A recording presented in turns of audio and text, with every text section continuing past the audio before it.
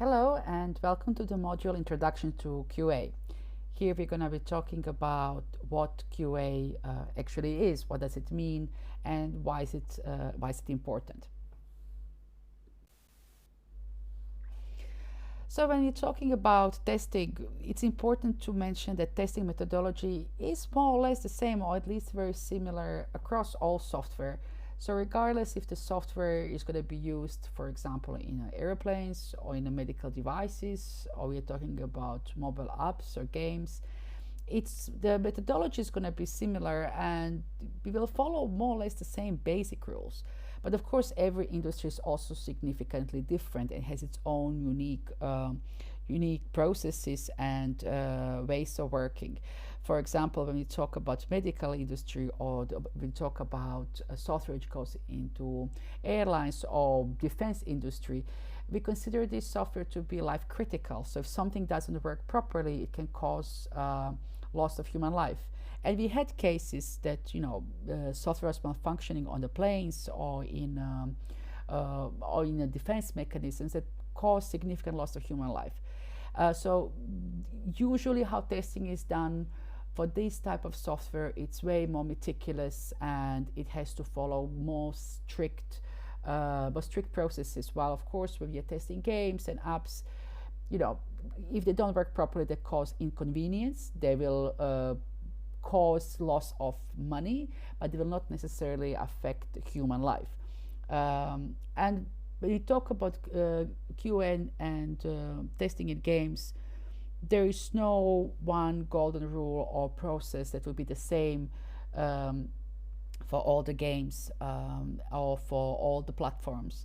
Actually, every company has more or less different ways how they test games or how they test their apps, and this depends a lot about the platform where the game is, but it also depends about internal processes and ways of working. Even the terminology that we use in a QA can be quite different from company to company. How it usually works though, what's in common across the gaming industry, that is generally there's lots of repetition, that there's a continuous testing of the game over and over again, which will include also retesting some parts which you tested before or testing new things that were added to the game, but also trying to find different ways on how the game can be played, trying to break it in a different ways. So this is in a nutshell about like how the testing in gaming industry fits in the bigger picture. This is just to visually showcase how the general software testing and game testing overlap. So as you can see, it's a huge overlap of like how is it done. And generally, it's relatively easy if you want to move from let's call it serious software in the gaming industry. If you want to move from serious software to gaming, it's relatively easy to make the transition. But on the other hand, if you're trying to make a transition from the games testing or games QA into serious software, that's a bit harder path.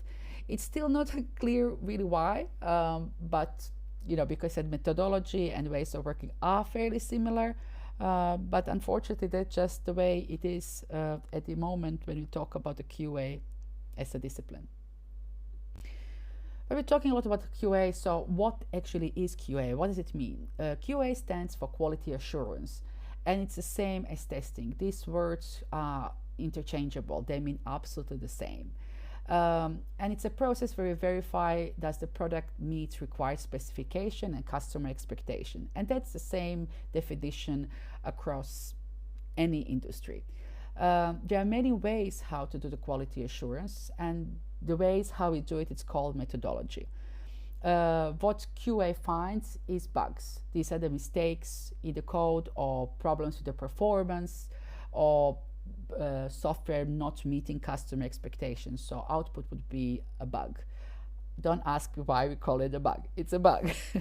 And bugs are basically generally considered being defects in code, but the definition of bug is actually wider than that. So we're going to talk in more detail about bugs, how to find them, what they could be in a further modules. So now we know what QA is, but when is QA done? Well, that's a very good question. Well, QA can be done in all the phases of the software development, and honestly, it should be done in every phase of the software development, starting from the unit testing throughout the software development and integration, all the way to the product is live. Because it doesn't mean that the product is live, the testing is over, because if you maintain your software, you will still need to do the QA for all the updates and changes that you make for your software, for your game, which is live out there. So of course, but in practice it doesn't work like that. Very often it really depends on the team, about the company, about internal processes. Often it can start very early, but in most of the cases QA will start quite late. It will start only when software is kind of completed or close to completion. That can work okay in some cases, but in some cases it's not really a good idea. And again, we're going to talk a bit more about methodology. We are going to talk more about how to do the QA bugs output. So we're going to dwell deeper into this. When is ideal time to test, and how to test it, and why is it better to test it in some phase rather than the other one. A bit of importance of quality assurance about testing. Unfortunately, quality assurance is one of these things. This is like unsung hero of the software development.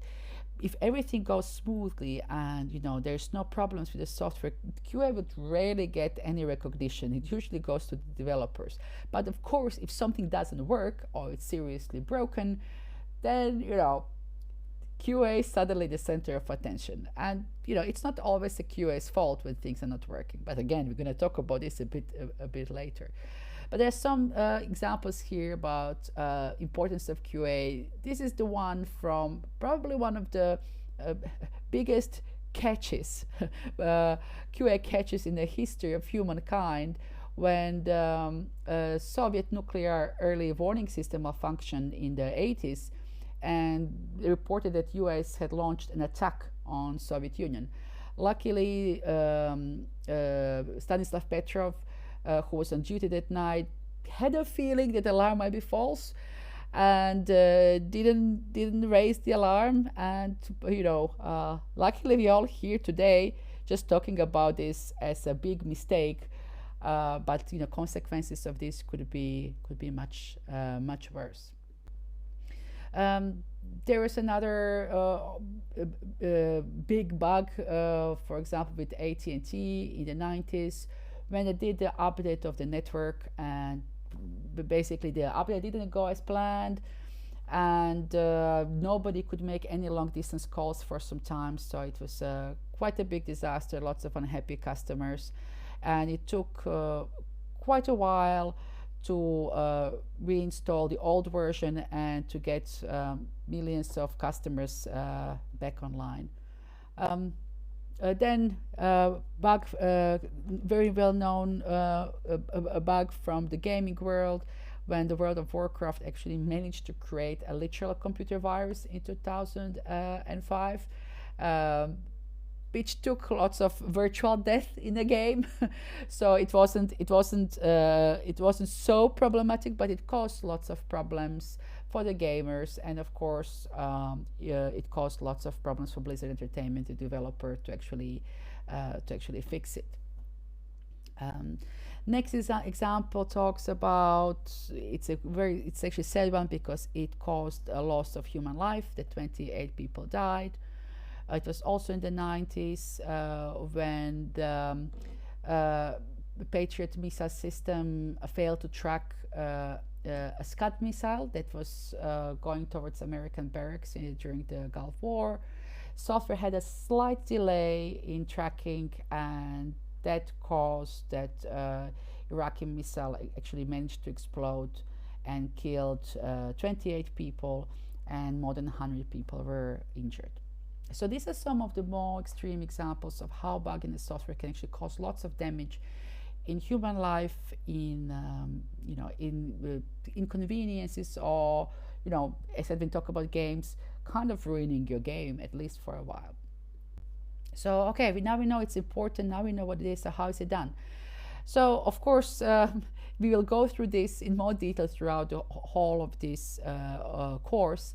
But to summarize it briefly, we are always testing against something. So we would usually have some kind of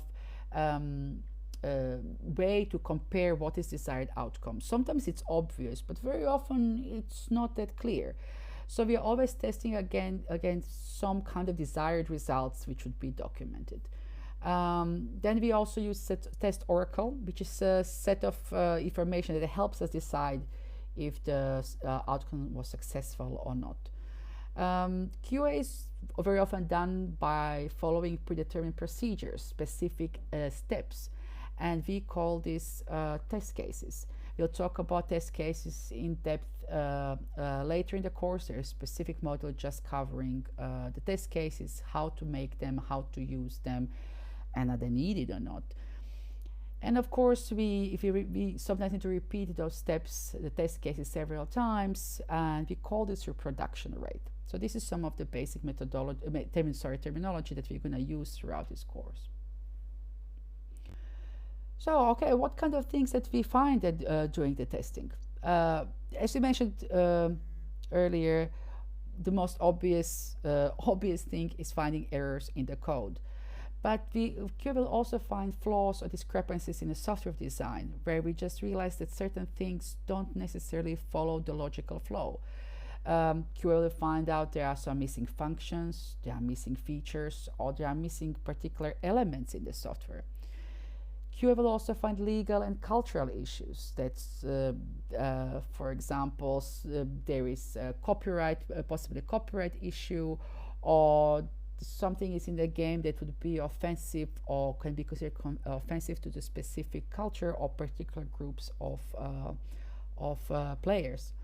QA will also test behavior software under ideal circumstances. So it will discover how the software acts when you use it as we are supposed to use it.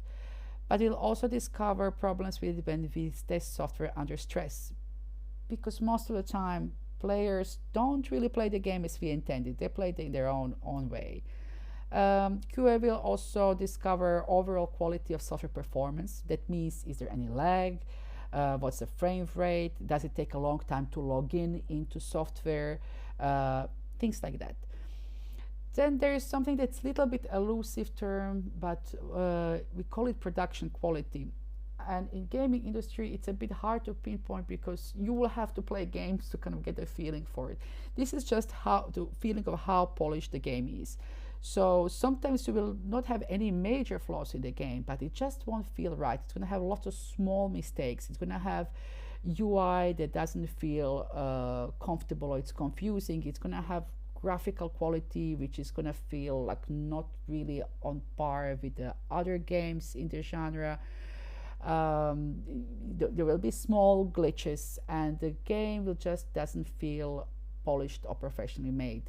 So this is what we call production quality. And of course, one of the things is well at how does software benchmark against competition. When you do the QA for some time, definition of bug can be stretched. QA might think this is a bug, but developers are like, well, it's working. And here it's always useful to benchmark a software against the competition. In my career, we had a case which showcased this pretty well when we had a situation where it took exceptionally long time for the game to load. It took over 2 minutes. The game did load after 2 minutes, but in a QA, we just consider that time is way too long. While developers say, well, it's necessary and it does load. So we did an exercise and we compared this to all the other games in the genre, and we checked how long it takes for the other games to load. And it took like we were way off. We were like a minute longer than any other game. And it was a way for us to prove that actually this is a bug and should be fixed, because we just doesn't stand against the competition. So this is how we can benchmark, and we can kind of prove, okay, this actually, it's not acceptable. We really need to fix this. And who performs the QA? So who actually does it? I mentioned lots of people already in the team. Generally, the people who do the QA are called QA specialists, QA analysts, QA testers, testers only. So they're people who are specializing in doing quality assurance during testing. And generally, they will have a mindset when you are testing something is to thinking from the perspective of how can you break software? How can you see like what's the breaking point and what you need to do to break it? Which is slightly different from the programmer mindset, where it's about like, okay, how can I actually make something, build something. QA can be performed by internal team. That means that company will have within its organization team of quality assurance specialists, testers who will do most of the testing, but can also be done by external QA team. There's lots of companies that specialize only in providing a QA services, and they can be hired when needed to test specific software. Then, of course, development team itself can do the QA, and it should do it. So, like the game designer and developer should test the game themselves. And we want to cover this in detail in this course, but there we'll mention a little bit more of that later on in some of the modules. And last but not least, customer and the player will do the QA. They will do it. You can do it either in two ways. You can do it purposely. It is usually gaming called beta testing. I'm going to talk about it a little bit later. When you actually ask your potential player to kind of try out the game for you. But even if you don't have that the specific stage of testing, I mean, players play a game, and just by playing it, it's kind of testing as well. And they will be very vocal if they find any issues with that. But of course, we have to talk about what is not QA as well. First thing, it's not a criticism of development team. It's up to QA to find the bugs in the software, not really to talk about, you know, how the developers did something wrong. But it's also about accepting that the QA job is it's almost like an editor in writing. It's their job to catch up things that are not optimal for the player. QA is not a personal opinion without reasoning. We are quite lucky in many ways in the gaming industry that most of the people who work here are gamers themselves. And they will have their own opinions about games. You know, and if they play different games at home than they are testing at work, they might have a personal opinion about something. And that's not QA, that's just a personal opinion. So this is not a QA, this is something that should be addressed differently and not kind of falsely be presented as a bug.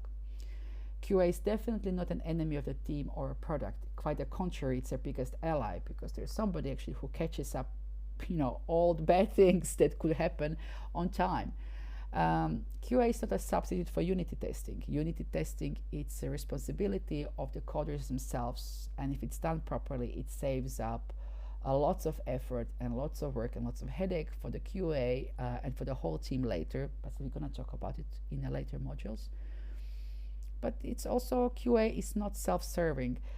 This happens sometimes, that QA kind of, I would say, loses the bigger picture, can't see the forest from the trees, and start to report irrelevant bugs, or they start to do far-fetched scenarios that are really not that realistic. I had probably one of the best examples for this, probably one of the worst bugs I have ever seen, was when I worked on my first console game, and we had external QA partner who was helping us out with testing effort. And I get a bug reported that after player was holding X button on the controller for 6 hours continuously, the game froze. I mean, can you imagine somebody in a real life holding a button continuously for 6 hours? It's just impossible. Nobody would do that, you know. Absolutely nobody would do it. And I found it, if somebody actually really did that, I found it as a cruel punishment for your tester, because that was probably painful and very, very unpleasant. This is not a bug. This is a self-serving thing, because this scenario is very, very unrealistic. So here's something that we also have to take into account, that test realistic scenarios. It's good to test edgy scenarios because these sometimes happen, but we have to kind of have the common sense and we said, okay, this will never happen in a real life. And last but not least, a bit about the future of testing as well. So testing evolved quite a bit through the history of software development. It developed quite a lot also with agile methodologies in the beginning of the 21st century, and already like in the 90s. There was a move towards developing software in a more iterative way, which is now a predominant way of developing software, at least in the gaming industry. And that required QA to also become more flexible and more reactive to the changes in the code. So that helped with to spur the rise of the testing automation. And testing automation is increasingly used in the gaming industry as well. And with the growth of mobile gaming and with the growth of the more diverse group of players, because playing on mobile is now accessible to absolutely anybody with even half decent mobile phone, testing became more in the service of the customer as well. So rather than just thinking about testing from the point of view of how designer designed the game, we are also testing more from the point of view of like how will actually player interact with the game. And to enable QA to be faster and to keep up with this agile development, the need for very heavy documentation also subsided. So now the testing documentation it's much lighter to support these new ways of working. All right, this was all for this module, and hopefully see you in the next one.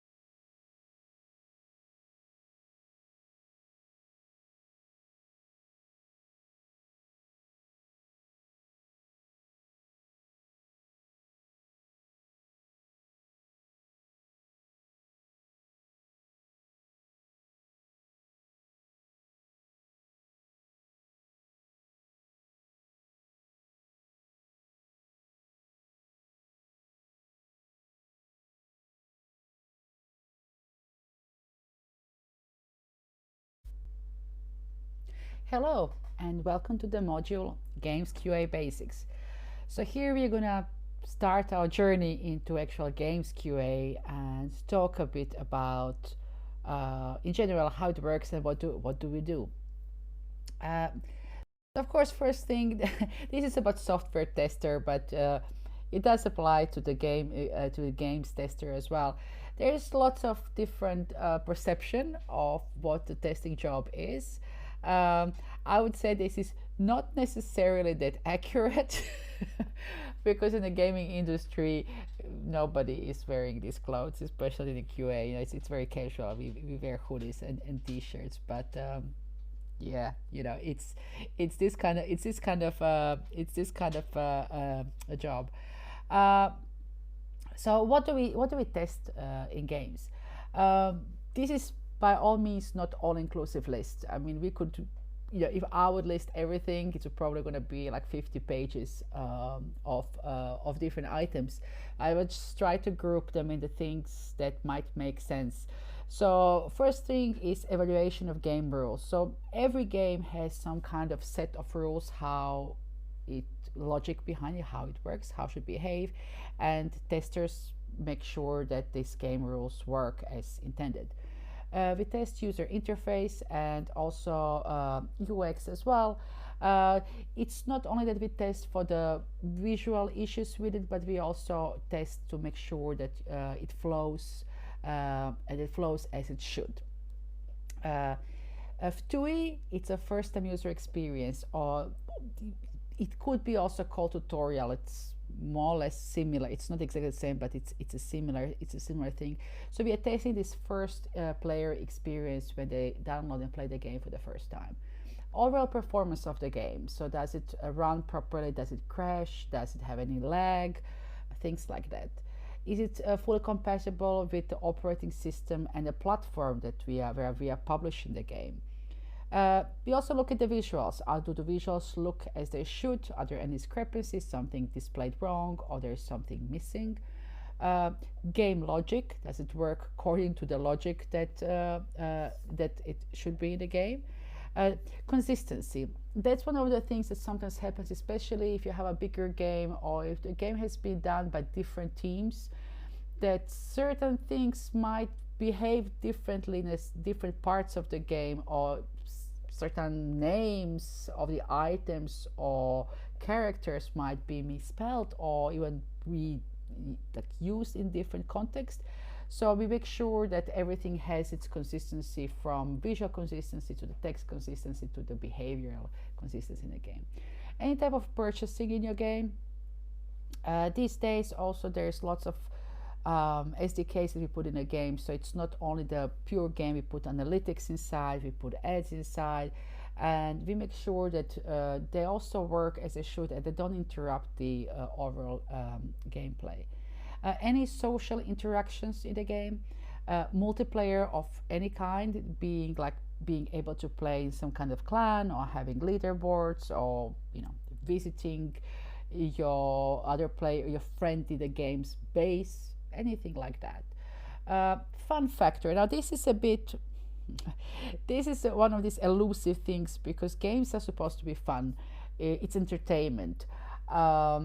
And it's one of the things that the testers could also, especially when they are more experienced and they test quite a lot, they can also tell, does the game feel like fun, or does this new feature of the game feels like fun? But it is quite subjective as well. So it's one of these things that it's part of the job, but it's very hard to define in a kind of precise manner. A balancing of the game. Is the game too difficult, too quick, or is it too easy? Things like that. Game leveling, the overall game world, any AI in the game, if there are any physics in the game, that the physics work as they should. Sound and music in the game. Now here I'm going to mention this, that some people take it very serious, the sound and music in the game.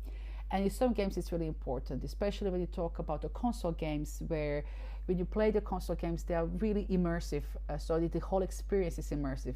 Nobody starts the console to play the game for 2 minutes. So this is like, you take a chunk of time, you put your feet up, you take your controller, and you get really immersed in this experience, and sound is a very important part of it. But on a mobile, games are very different. They're consumed in small chunks, and they're very often consumed on the go. They're consumed in public transport, while you're waiting for your coffee in Starbucks, things like that. Most of the people will play mobile games on mute. It doesn't mean that there shouldn't be any sound or music or should be broken, but just importance of sound and music. It really depends on the different platform, like who is going to play the game and on which platform you're going to publish it. Realism, so if we are having realistic game, for example, if it's a game which is reconstruction of some historical war, that it's realistic, that it follows these rules. Now, text and translations, that's a specific branch of games testing. It's called localization, QA. And here we test that the text and texts are correctly displayed, that they make sense, they are consistent, and we also test translations in different languages. And usually these translations are tested by native speakers or almost native speakers, so who can also say like if the translation really fits the context as well. We're going to talk about it a little bit more in the future modules. Then compliance, legal stuff. Did we credit the right people, the right engine? Did we do everything according to the law? Because the gaming industry is quite regulated. Playthrough. So this is something else we're going to talk about a little bit later. So the game should be played from the beginning to the end, at least once in their development. But we talk about it a bit more. It's not that straightforward or so simple. And any kind of achievements. In many games, you have different type of achievements. For example, kill 10 enemies, pass 50 levels, collect 300 diamonds. They will all be considered achievements. So you want to make sure that these achievements can be realistically achieved, and when you achieve that, you get notified about it, and if there's any reward related to achievements, that you will be rewarded. So these are some of the things. As I said, like, there's way more than this, but this just gives you a taste of it, like how do we test games. Then, of course, we talk about platform. We also need to talk about hardware. We test on a variety of hardware sets. They're called test sets. And for mobile especially, it's really important to have a good device coverage. Why is this? Well, I think there's currently more than 10,000 Android devices on the market. I think the official number is like 13,000. As you can imagine, they're made by different manufacturers. So we have at least a dozen Android phone manufacturers in the world, and they all make their own combinations of devices. With iOS, it's a little bit easier because only Apple makes them. So, but we're still today, it's quite mature product. We have lots of generations of iPhone around, and we have iPad as well. So it's really important to make sure that we can test on any supported platform and version of operating system and a hardware as well. Of course, when you talk about PC, it's impossible to test on all configurations. I mean, people make their own PCs at the end of the day. It's just there's no way that any testing studio could figure out like all the possible PC versions that exist out there. But then we have to make a decision on which ones we are going to test. And this usually goes looking at our audience and looking at target operating system of the game, what's the genre of the game. If you have a PC game which is quite demanding on the CPU, you probably will just test on the later generations of the PC. You will not go like much in the past, because the game will not run on these configurations at all. And you can also look at specific markets, what kind of PC configurations are most popular. So that kind of helps you decide which set of PCs with which configurations you should choose for testing. And console games are very specific, so they have to be tested in a specific dev kits. So you can't just take a console from the shop and test your game on it. It doesn't work like that. You have to actually order it from the manufacturer. So you have to order it from either Sony or Microsoft or from Nintendo.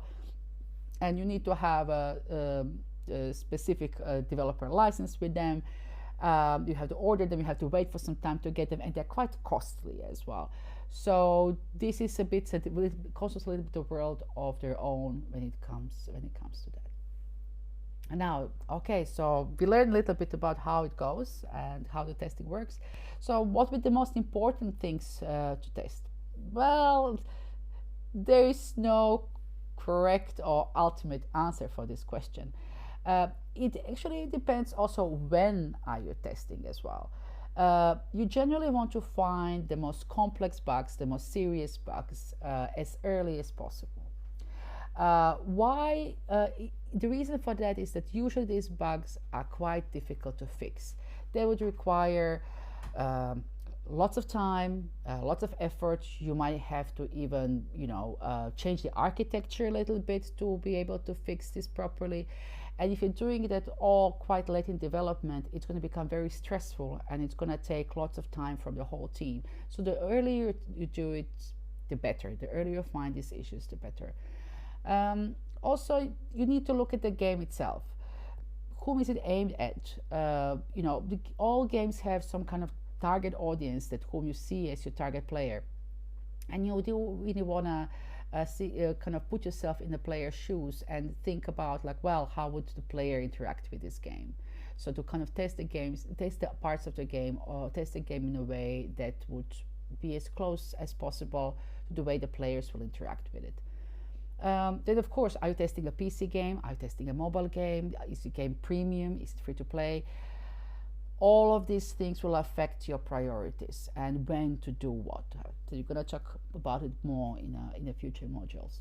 And then you have to keep in mind that certain features, for example, like multiplayer, just by nature, they require a longer time, and they do require several testers. If you have any kind of real-time combat, or if you have any kind of version of clans or leaderboards, you would need to events. You would need to have at least a couple of testers testing this in real time, and that it just might take time. So make sure that you reserve enough time for it.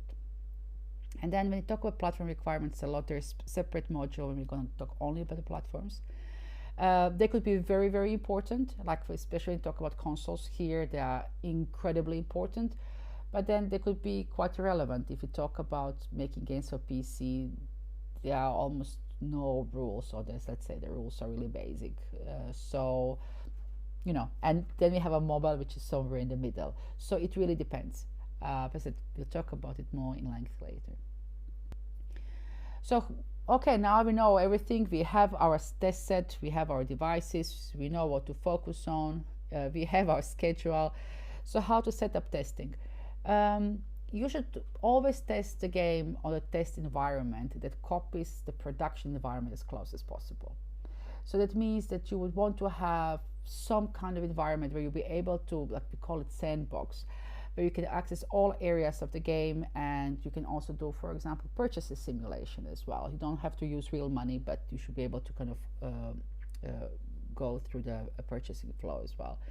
And there should also be some kind of in-game cheat system which will allow you that you access the middle of the game and end of the game, that you don't have to do the playthrough every time when you want to check something which is towards the end of the game. So this is quite important, and usually developers would kind of create a special menu for the testers, hidden menu where they can cheat. Or for example, you will get lots of soft currency in the game, so you are able to access all parts of the game and test it. Otherwise, the testing can become very, very cumbersome and take a really, really long time. We talked about a bit before already about operating systems and the versions of operating systems. It's not sufficient to only test on different hardware. You also have to pay attention to different operating systems. Generally speaking, there are always a couple of versions of operating system that are supported or in use, and your game should run all of them. And this is, of course, very important for mobile, but we're talking here about the browser-based games, for example, as well, because people will not always update their software, their operating system to the latest version. And we talk about Android, it's actually really fragmented as well. Not all devices would be possible to upgrade to the latest operating system version. So we just have to make sure that this is also covered in testing as well, that we take this into account and we will test on the different supported operating system versions. And yeah, how to decide on which operating system to spend most time? There is a bit of a logical thinking behind it as well. It's great if the game is already live, because we're going to have data and we can see on which operating systems our players mostly are. But if we don't have that, we just have to look into okay, who is our audience, in which markets we are going with our game, what are the most popular devices there, and then make a decision based on that. But there's more about it. We're going to talk about it as well a little bit later. So I mentioned about testing playthrough in the earlier slides, and we're going to talk about it in more detail now. Generally, people have a perception that this is what testers do all the time, that we just play the game from the beginning to the end over and over again, but it's not really like that. It's very important still to do the playthrough from beginning to the end for the premium games. And it's usually done several times throughout the QA cycle, because premium games are closed ecosystem, and they have a beginning and the end. And when they are published, they should be working as a unit. They might get updates, DLCs, when they are live, but very often, it's one closed gaming experience. But doing a playthrough, it's practically impossible to do for free-to-play games. And why? Because free-to-play games don't have an ending. Even if you come to the end game, usually you can still do something in the game. Just by nature, free-to-play games are created to be open-end. So to really do the playthrough from the beginning to the end, it might be difficult, and it might really not make sense or be the best use of the testing time. Also, so for example, focusing on a playthrough and balancing of the games, it can make testers miss very important bugs. Especially with mobile games, balancing can be done relatively easy. And generally, we want to, of course, we don't want to have a crazy balancing in a game when it comes out on the market. But generally, we see how the players interact with the game, and then we can make much better decision on how to actually balance the game, based on how the players played. So if the testers focus so much on balancing, it's gonna be, if this is gonna be done by players anyway, you're gonna get much more reliable information what is the best possible balancing, and testers will not test something else that could be equally important, and it might be then problems when a game goes live. But of course, if you don't do playthrough at all, that's a risky proposition as well, because very often it happens that towards the end of the game or in late game, there might be some serious issues with performance. Could be issues with transitions, something might be broken, because that's the part of the game where not many players will be. So it's important to do it as well and check it out. And of course, there's specific testing methodology that can be very, very useful when you're testing open world games with deep meta game, or the games which have multiple possible paths, which could take you to the different ending or to different late game. But we're going to talk about testing methodology in a later module. As long as the game is live and it's out there and it's supported, testing is not finished. Because as long as you maintain it, as long as you alter it, as long as you do anything with it, whatever changes you make into it, they should be tested to make sure that everything still works as intended and it doesn't break the existing game.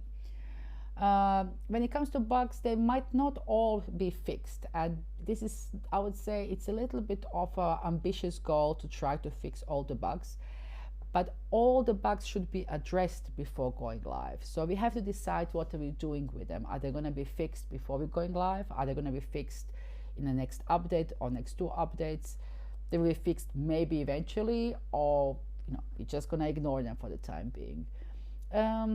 Very often QA also has this additional role when they are kind of like a gatekeeper to submissions to the live environment. So they will kind of maybe not make a decision, but be kind of give the green light about maturity of the game build. Is the game good enough to actually be presented to the live audiences? There's no customer set of processes. There's no uniform approach. But generally, QA is always involved in the process of submitting a game to the certain degree. And of course, when we talk about live games, especially when we talk about live free-to-play games, they have their own set of challenges for the QA. One of the things is that, of course, we can never really predict how the players are going to play the game, and especially when you have millions of active players, the things can get really out of control. But then the QA has to handle bugs that are coming from the live environment. They get in touch with the customer support, but they also have to do the QA for the new development, for the new features that it's done in the background. So there could be lots of conflicting priorities for the QA. We're going to talk about the live ops QA later, but so this kind of makes the QA then puts QA in a quite interesting position, like what to do and how to prioritize. So here are some challenges of the games QA as well. It's a great job, and you can learn so much about game development and how the game's production works. But of course, it has its own challenges as well. First, just to break any illusions, it's an entry position in the industry. It's generally relatively low pay, but a high pressure job. So QA usually works long hours. It has lots of responsibilities, rarely gets a credit, and the salaries are relatively low compared to the other roles in a game production. There's also always pressure for the QA to do things cheaper and to do it faster, and sometimes it's just impossible. And what happens, especially in the premium games or in the console games, AAA games, when the development is late, the deadlines are not necessarily moved. You know, when you plan your production, you will usually leave specific amount of time towards the end of development for the QA. But if there are any delays in development, it can happen that development time just starts to eat into QA time. So suddenly from 2 months of intensive QA, you might have 2 weeks of intensive QA. And of course, you can't expect the same quality. This might explain why sometimes when you play the games, even for the big studios, when you download them, they are still very buggy, because this actually happens quite a lot. Also, with the live bugs, they're generally perceived as a QA fault. Oh, QA didn't manage to catch this bug and now we have a problem. So this is it's not fair, it's not always like this, but unfortunately kind of comes with the territory. There's also, with the QA, there's lots of moving parts as well. There are lots of things that are constantly changing, and that comes with the platform dependencies and operating systems. Sometimes they would change regulations, they would change preferences, they would change the conditions for submissions, but tester might not necessarily know about it. Unless you really take interest yourself and check this out yourself, or if you don't have a really good internal structure, you might not even know that, oh, you know, the Apple changed their submissions requirements, and now you have to, you know, support something that you didn't know it had to be supported before. And because it's an edgy position and it's in such a supportive role, it can very often happen that everybody thinks they are the boss of QA. So you might end up getting people from different departments, like marketing, analytics, or different parts of production team. They will just ask you to do stuff for them. And then QA, of course, you know, you want to be friendly, you want to be supportive, but then you end up doing stuff that it kind of takes away from your own workload. And that can happen sometimes. It also depends on the company structure. All right. So game skill practice. I said it's considered most of the time an entry role, especially when you're starting in the gaming industry. It's very often done by the team members or the people who would not have a prior QA experience or QA training, so you kind of have to learn at your job. Very often, because of the lack of time, you kind of get squashed into this part where you don't have enough time to test, and you just say, okay, it looks good to me, and then it's kind of fingers crossed, we hope it's going to work. And then, you know, because of the lack of time as well, or just the way kind of you get into root, QA will focus on evaluating the game rules and game logic, but you might ignore the rest or not pay enough attention to the other things. Or focus on finding lots of small issues, but would not really test properly performance or first-time user experience, which are actually way more important things to test. QA teams are generally gamers themselves, and they're very passionate about their job, and they're passionate about games, which is a great thing. But of course, sometimes it's hard to be objective, especially if people have their own personal preferences. Then you might get opinion from QA rather than fact, and it's not really helpful for anybody. One thing that will help you a lot in your QA journey is to really know and understand your player. I see it as a QA is actually representing the player in development team, and should really be able to put themselves in the player's shoes. You understand who plays your game, how are they doing it, and why are they doing it. There are different gamers categories, so we have a casual. These are the games which are very approachable. This would be something like merging games or matching games, or hidden object games, idle games. So games that are very easy to pick up and they don't require very strong skills. Then we have the games that are mid-core. That will be more demanding. They will have a deeper meta game. They might have quite steep onboarding. They kind of throw you into the deep end. Then we have a hardcore, which would be similar, but with even like the gameplay might be very demanding. It might have 0 to none instructions how to do things, and then you can split even further. games where it's you're building something, you're strategizing. It's a first-person shooter. The games which are focused on socializing and having like almost alternative digital life.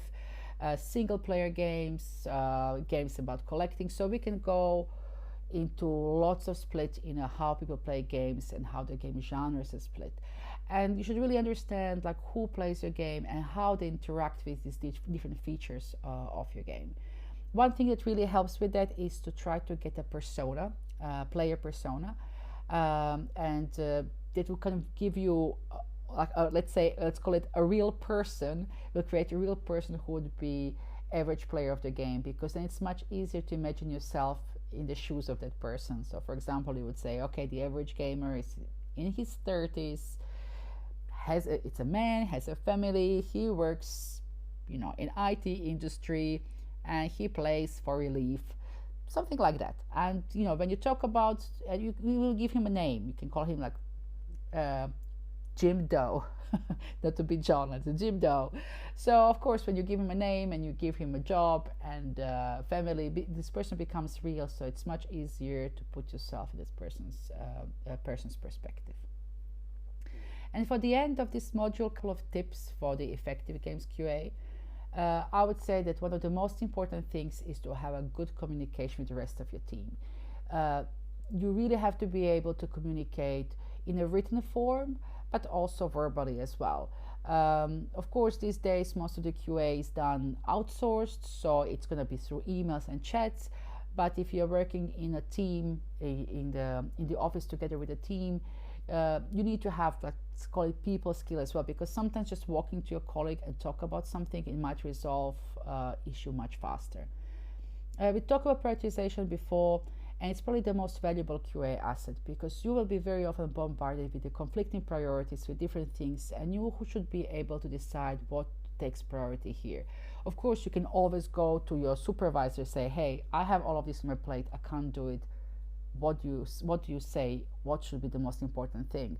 But the longer you spend in the industry, and you should kind of develop that sense of prioritization yourself as well.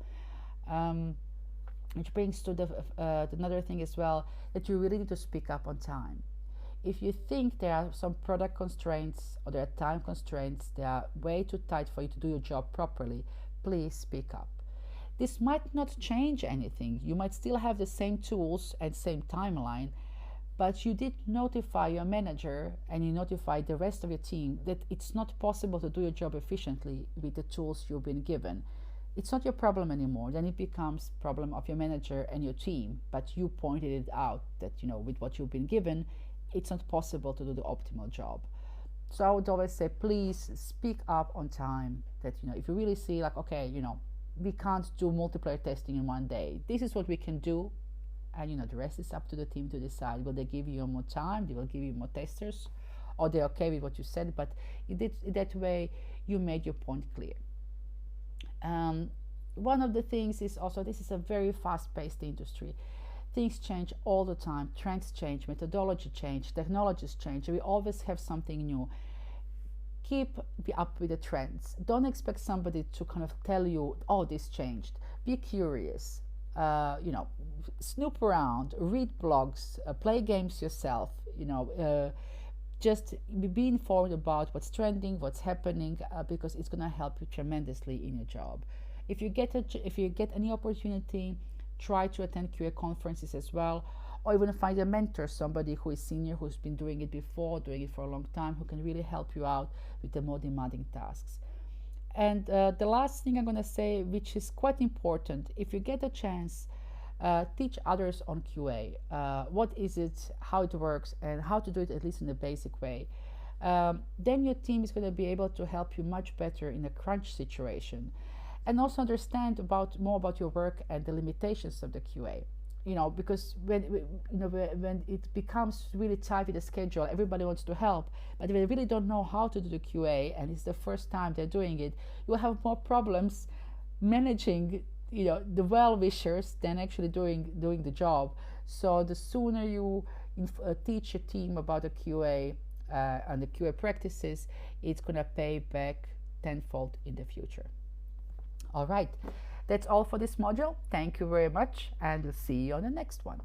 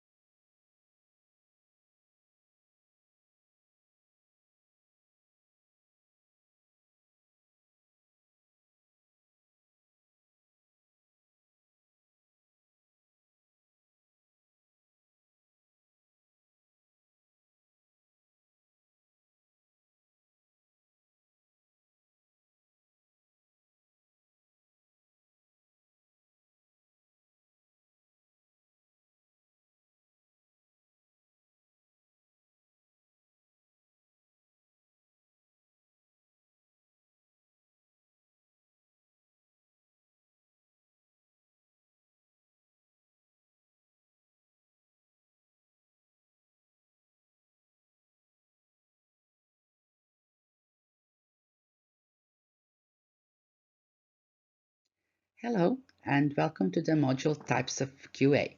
Here we're going to talk about different types of QA that we can do.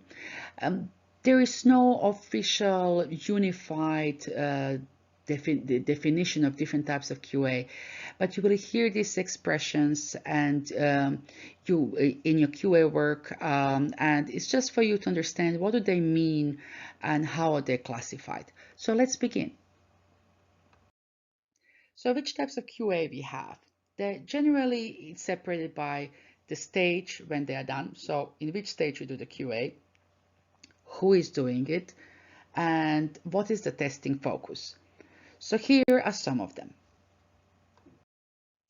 The first one, it's the unit test or so-called white box testing, and we mentioned this in a couple of other modules as well.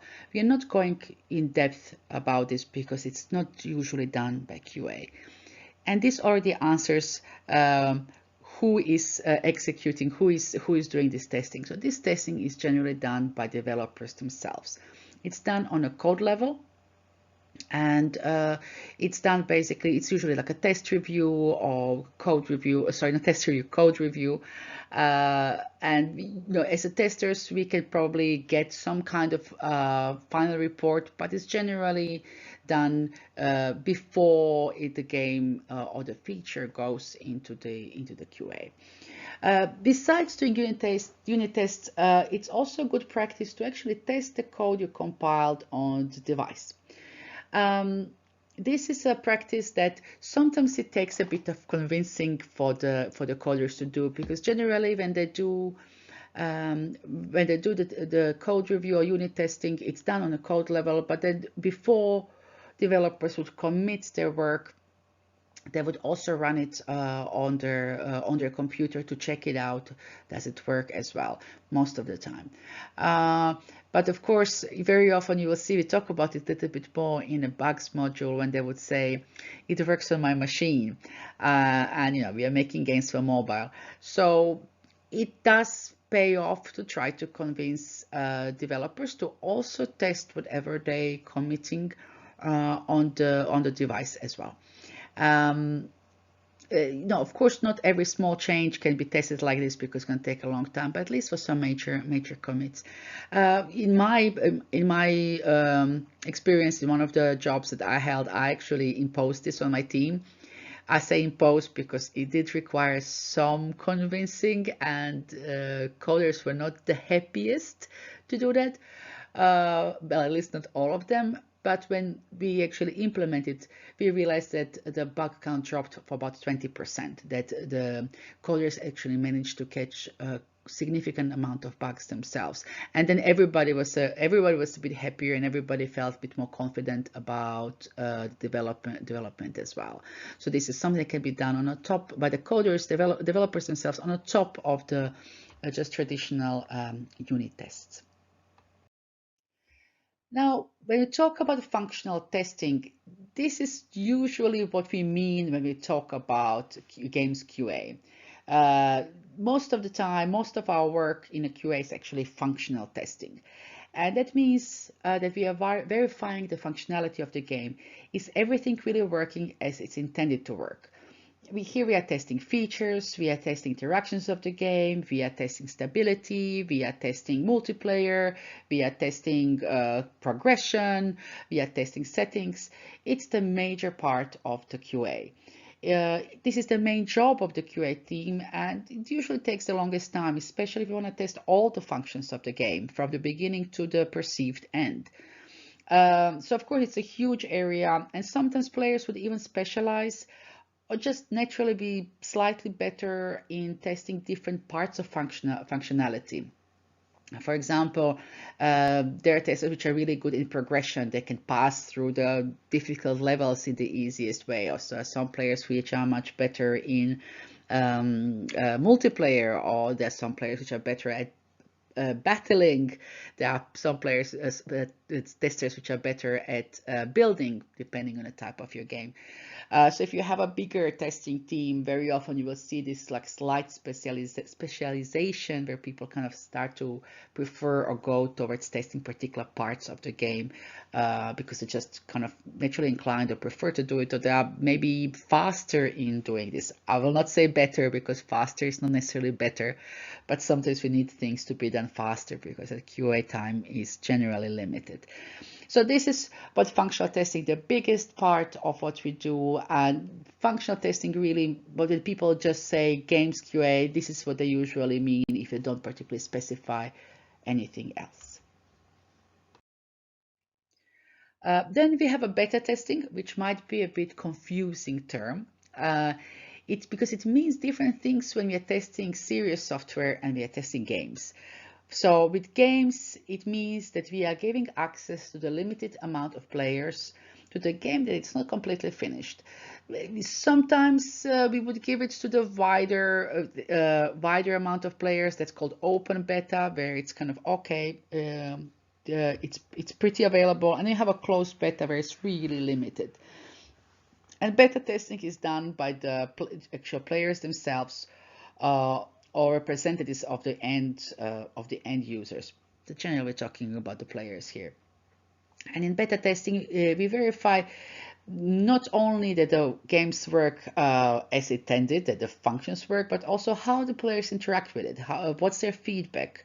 Do they understand everything? Are they having fun? Can they do everything? So it's a bit wider scope.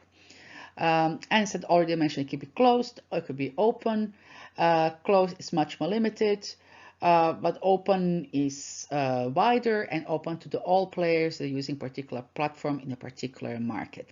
Soft launch is another term that you might use. It's also kind of a version of a beta testing, because in soft launch, we would launch the game only on a specific geographical market. So only players on those markets will have access to the game. And then we measure how they interact with the game. We look into how they are playing the game, how long are the gaming sessions, how often they're coming back to the game, are they spending any money? And of course, we also check does the game technically work, but this is of the less importance. The most important thing is to actually check how the players interact with the games, because this gives us indicators if the game is going to be successful or not.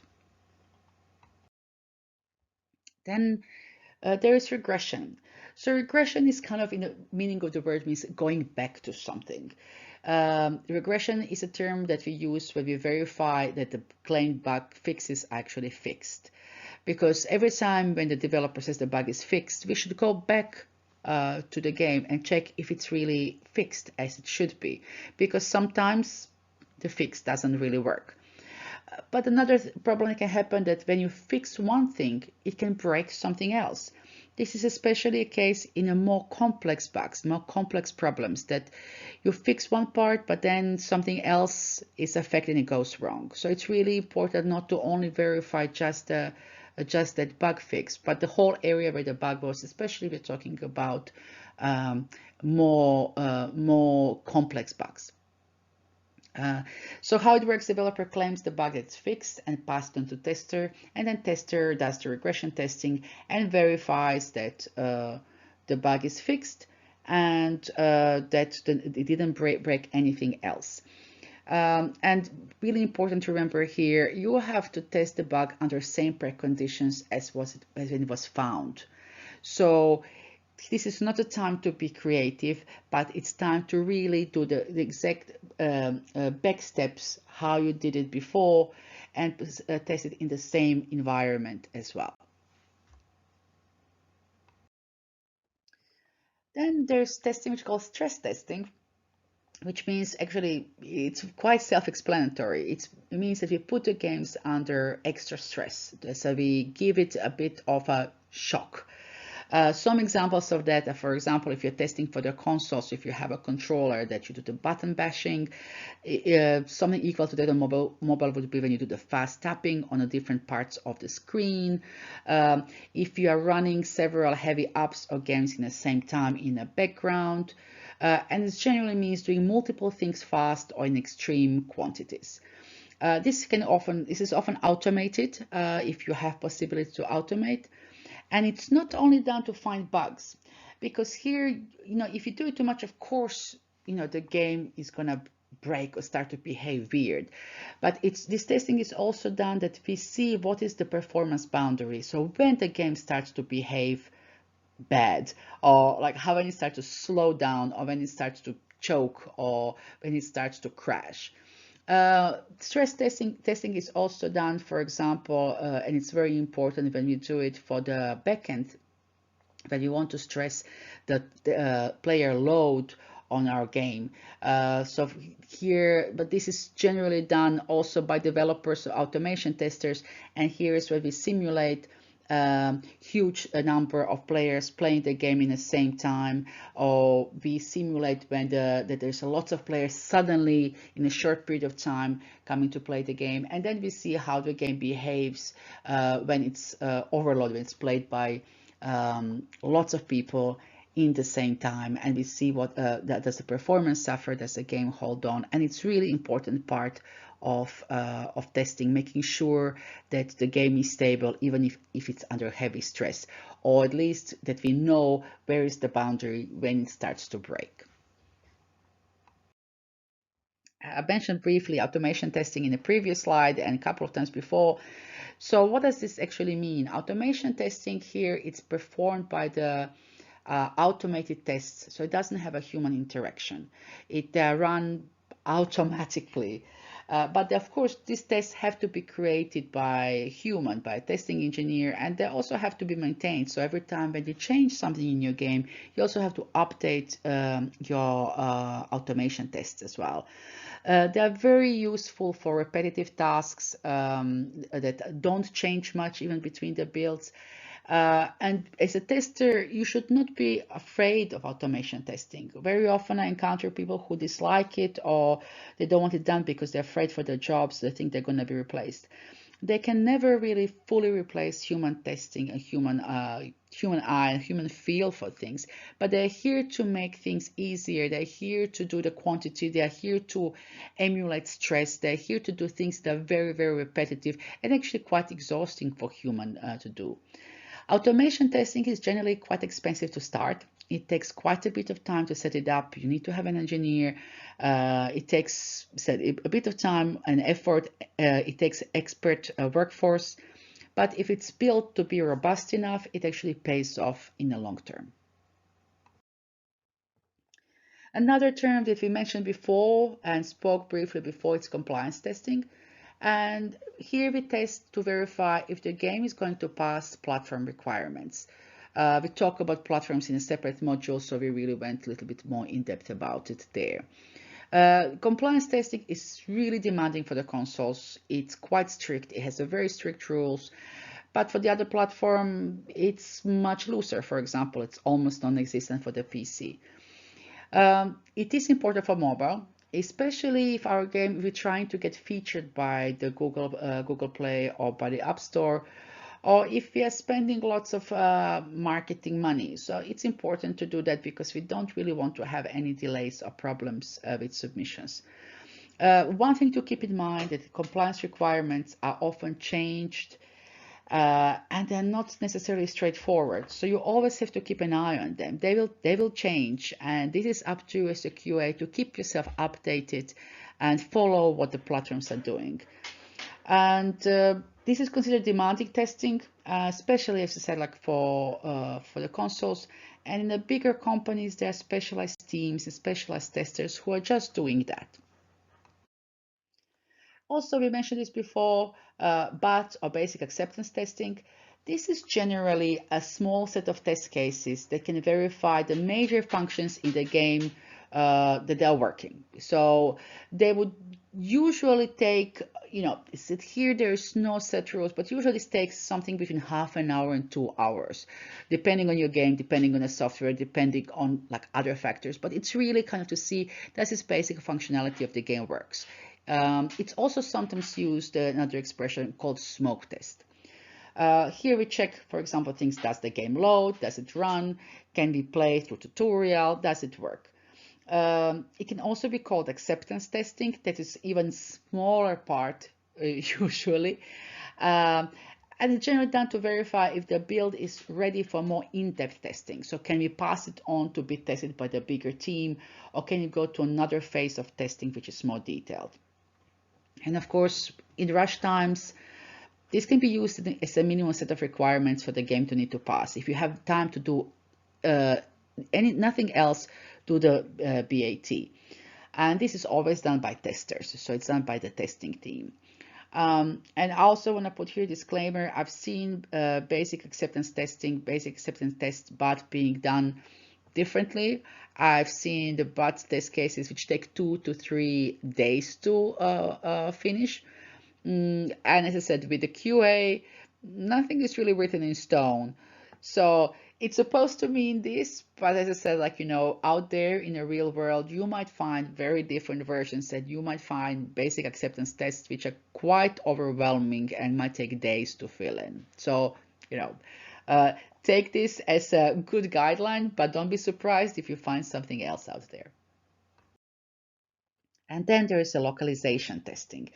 So very often, if you're going on a different markets, we would put the game in different languages. By default, most of the games are made in English because besides China, United States is the biggest market in the world. And then you have lots of other English-speaking countries, and English is kind of considered like a common language of understanding. But of course, there are lots of big markets that you want to put your game on, like for example, Germany, France, Spain, Latin America, Japan, Korea. It's a long list of the countries. And even if many players there would play the game in English, they just prefer to play it in their own language, and they especially like to purchase something on their own language. They kind of feel a bit more comfortable with that. So very often you will find the games translated in the languages, in the different languages. And then we need to test the implementation of these languages in the game. So this is generally done by the different teams. This is done by the localization testers, and they are either native or native level speakers. And they're looking for the bugs like, for example, wrong translation, misspelling, consistency, illogical translations, things like that. But they also look for the physical kind of signs of the localization issues, which would be like breakdown of the text, display in the UI, visible logical strings, some translation just missing, truncations, that's when you see like dots and the text is missing, or the languages are mixed up. So all of this can happen in the localization. Why it affects UI so much, why I put it here, because very often that one word in English might be very long in a different German, another way around. Very long word in English might be very short in the other language. So when we translate, the UI, if it's not dynamic, it can actually break, or it can look really bad if the elements can overlap.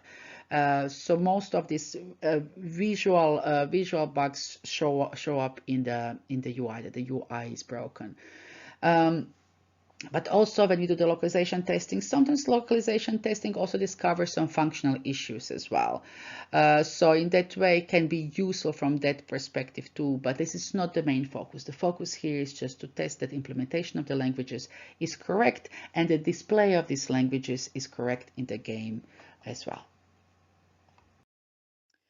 And of course we have something which is quite specific for mobile, which is called disruption testing. And this is when we are testing the game while we receive the phone call, because we sometimes forget when we work in a QA in the mobile games that, hey, this actual device which is used to do other things as well, like making phone calls or sending text messages. So this is when we test the game while we receive the phone call, while we receive the text messages, or when we receive the push notifications from other apps and similar type, like something to interrupt your gameplay. And that's generally done by the testing team. And here you will require the working phone connection. So you would actually need a SIM card and another tester to make the phone calls on this SIM card. So it's also important to do. This is one of these things that it works most of the time, but when it's broken, it's a really big problem. So it's always good to test it before submitting game to the mobile platform. And last but not the least, we have negative testing. So what do we mean by negative? That's a testing where we're using different paths than from the ideal path from that player is intended to do. Because if they're allowed, they will not really do what designer meant them to do. They want to explore and do things on their own. And in all the fairness, there's just a very few games out there which would not allow you to do anything outside of the optimal path. Most of the games that are out there and that last for a long time would allow significant freedom to for the player to do different things in the game. But of course, we can't really predict human behavior, so these are kind of the ways that sometimes we get even surprised how people actually play the games, or what they do and how they combine things. So during this type of testing, which is like less than optimal, which will really help us to find the problems that will usually fall through the cracks, because if we just follow the ideal path, we will miss all of these bugs that are happening when we are doing something different, or let's say something wrong in the game. So it's really important to do this testing as well and kind of put yourself in the mindset, right, this is how I should behave because I see the design document. But how could I behave if I really wanted to? Because that would be the realistic representation of the how players behave. And the bigger the game, and generally when we talk about free-to-play mobile games, when we talk about 6 months of the gameplay, usually you have quite lots of different things to do. And if you have some kind of multiplayer, then there's lots of freedom, interaction, how to do things together. We can combine much more things. Very often features and items in the game are used in a very different way than the designer intended. And it's important to have this mindset to think out of the box and really try to put yourself in the player's shoes. Like, how would I behave here? What else I could do than this ideal path?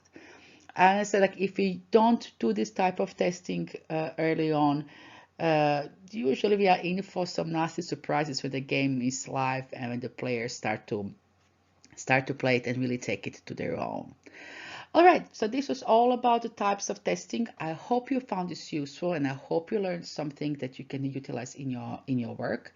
And I'll see you in the next module. Bye.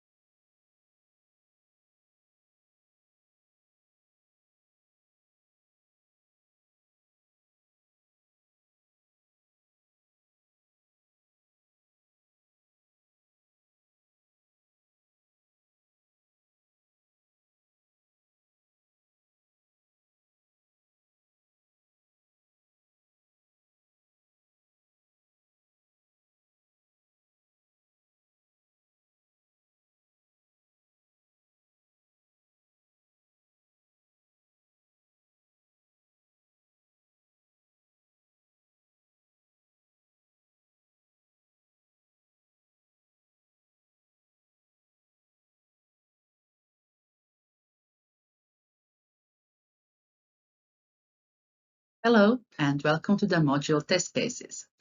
Here we are going to talk about how we use test cases, why they're important, when it's good to use them, and there's not so good to use them, and of course, how to write good test cases. So let's begin. So what is a test case? what we're talking about here. Here on the slide, you can see the official definition, but really in a basic terms, test case is just a set of instructions for you how to perform testing, and it will also have desired outcomes. So it's going to have instructions on how to test something and what are you trying to achieve. And it can be done in many, many different ways. And of course, the process of developing test cases sometimes also find problems in the requirements or in the design of the game, of the software we are testing. Because when you write them, we have to ask lots of questions about how would this work, how is work from this angle, or how can this be broken from different angle. So in that way, even the process of writing test cases can be very valuable exercise. Now, do we need test cases? You might think, based on what we heard until now, that sure, of course we do. But actually, research was inconclusive. So the answer is, like with many things in QA, maybe. There was actually a study done where they used two groups of testers from about same skill set, same experience, and one was using test cases, another one group was not using test cases. They were testing the same software, and the amount of bugs they found and the speed was about the same. So there was no obvious winner. So this shows that you can do a pretty good job with or without, and they can be extremely useful, but they can also slow down testing process, and there can be times they could even work against you as a tester. One of the things that is definitely really important when we talk about the test cases, and what I've noticed as well in my career, that sometimes when you have very elaborate detailed test cases, when you focus only on executing them, it's just the human mind, how it works. You start to focus on just doing that, and you kind of go into this automation mode. You stop noticing small things aside, or even if you notice them, you will not go and explore them because you start to rely on the test cases so much. And this is the situation when it happens that you miss something important, or make a mistake, and things like that. So I would say test cases are great. It's good to have them. They have their use. But of course, they're sometimes they are not enough. They're not everything. So when a test case is useful, I would say in quite many places. Firstly, most of the gaming studios and other software companies, they actually use outsourced testing a lot, if not for the complete testing, at least for the parts of it. And when you're using outsourced testing team, test cases are super useful. Not only that it's much easier to track what are they doing, but it also gives them clear instructions what to do. So they can kind of efficiently do the job. And this will work the same for your new team member. If you're getting on board a new tester, they can start to be efficient quite quickly because you can just hand them test cases to execute, and they can start their work.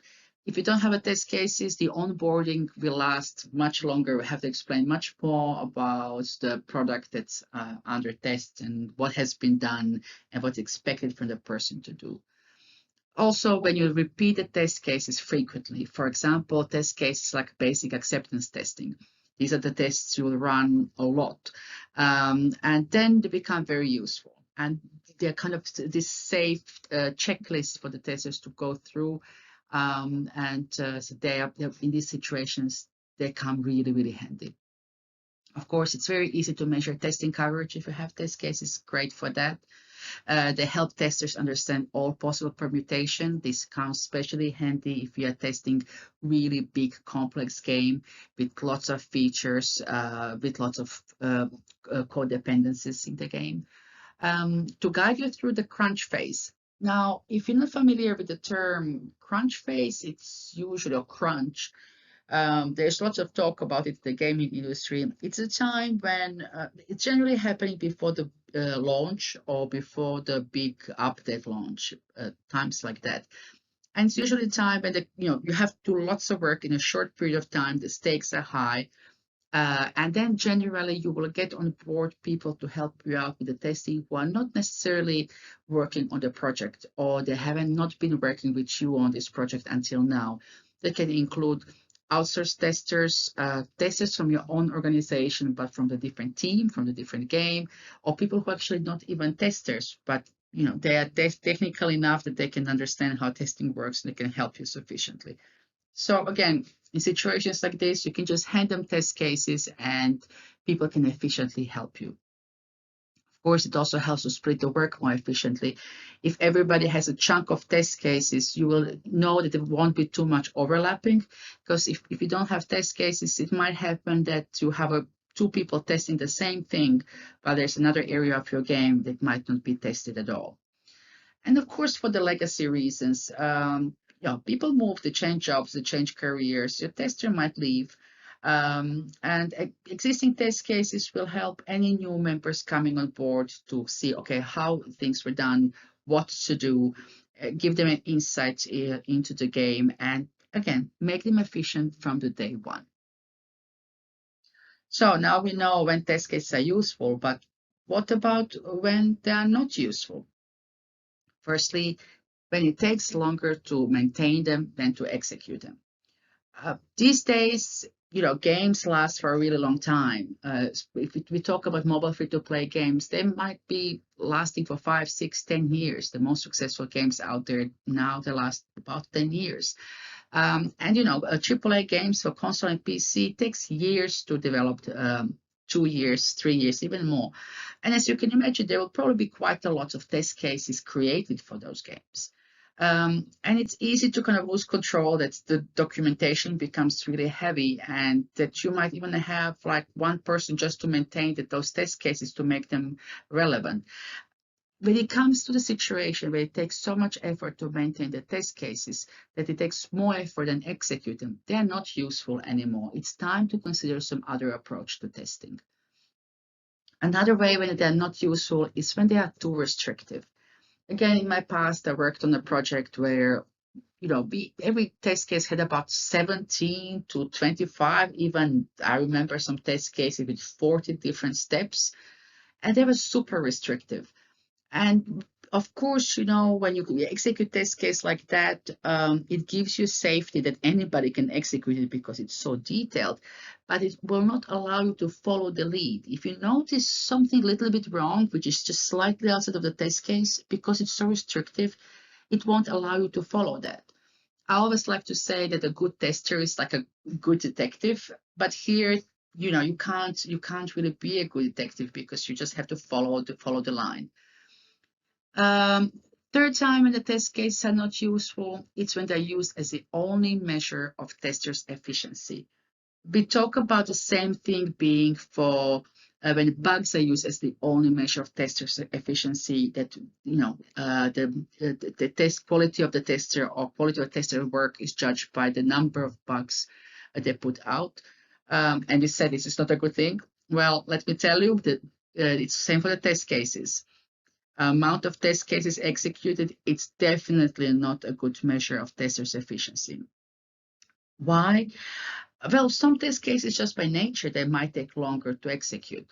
And if you give this as a task to testers, I want you to run at least 20 test cases per day, what's going to happen? Testers are people, and they're going to start to focus on speed of execution of these test cases, rather than paying attention to detail and looking outside if the game is working. So it'll just cause stress and actually decrease the quality of your testing. And of course, also when test cases are fake, when they exist, but nobody's really using them, usually somebody management likes to have them, and they are kind of like, really just a document hanging around, which is a fake pass or fake fail. Then it's time to maybe have an honest talk and say, hey, we really don't need this.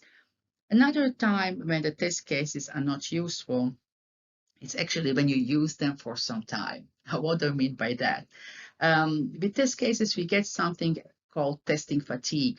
That means if you run the same test cases over and over again, eventually it will stop finding bugs, and then they become useless. Well, let's not say useless, but they won't be useful.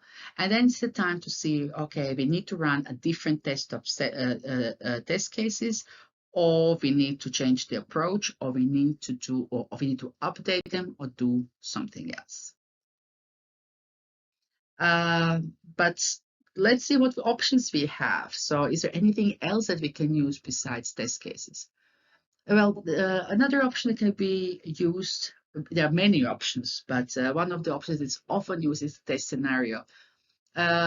So what is it? So test cases we spoke about, they're quite detailed. They have steps and they have the expected results. While test scenario is really a one-liner. So it's just like one sentence telling you what to test. You can say, have it like test shop. That's a test scenario. If you're having a free-to-play game which has a shop, that gives you enough information. While test cases would have multiple test cases about testing shops. Everything will be broken into little segments and testing everything about it.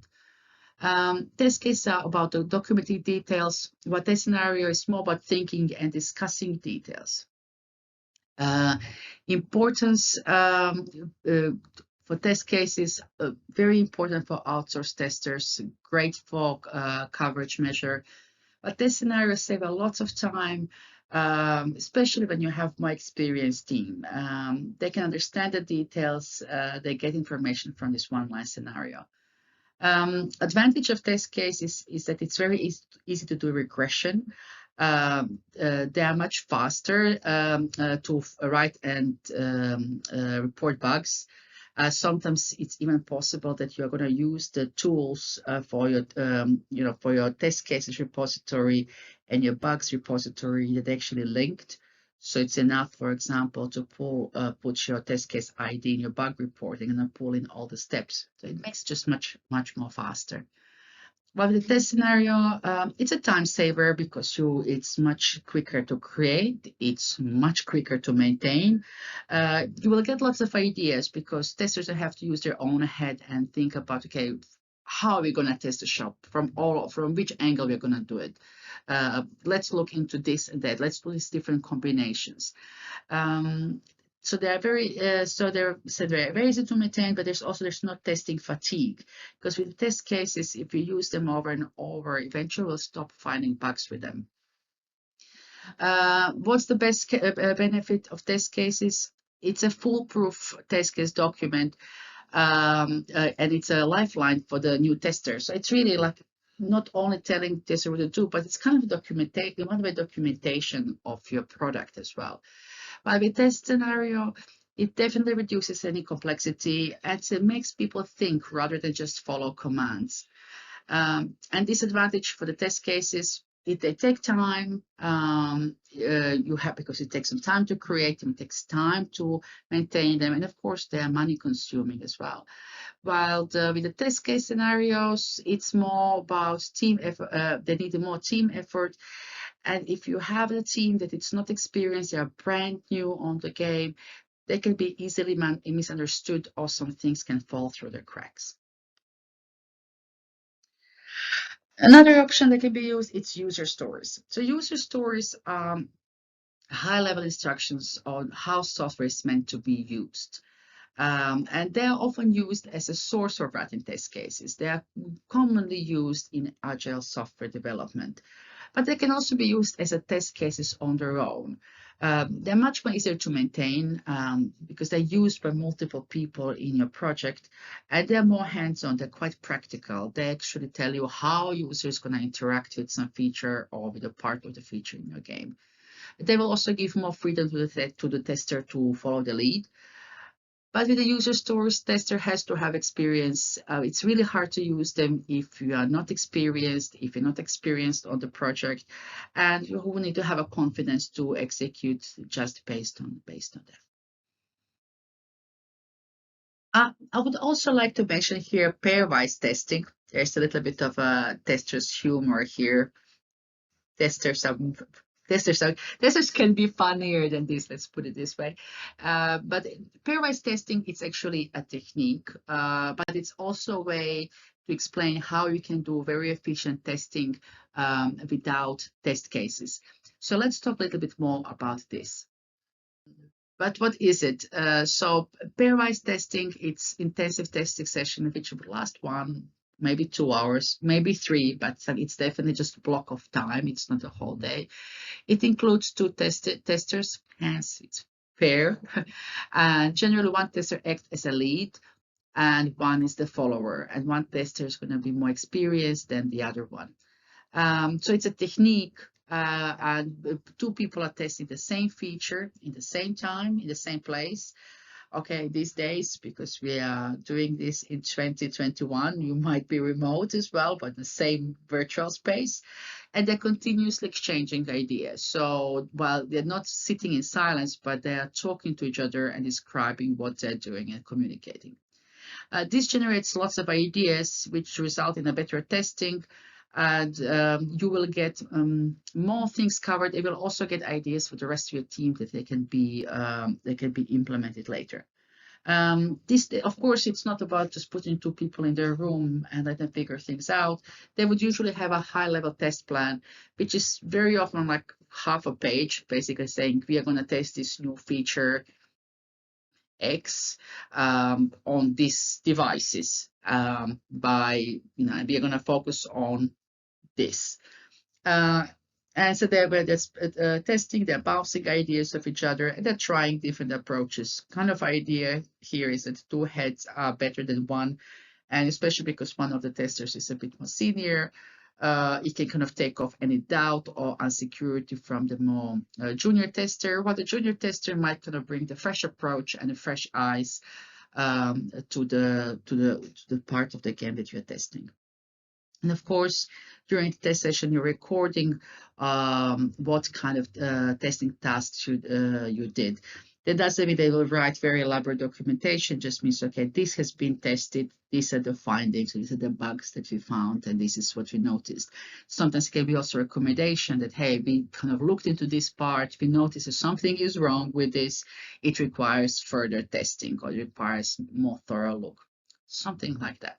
And this can be, if done well, this can be a very, very useful technique.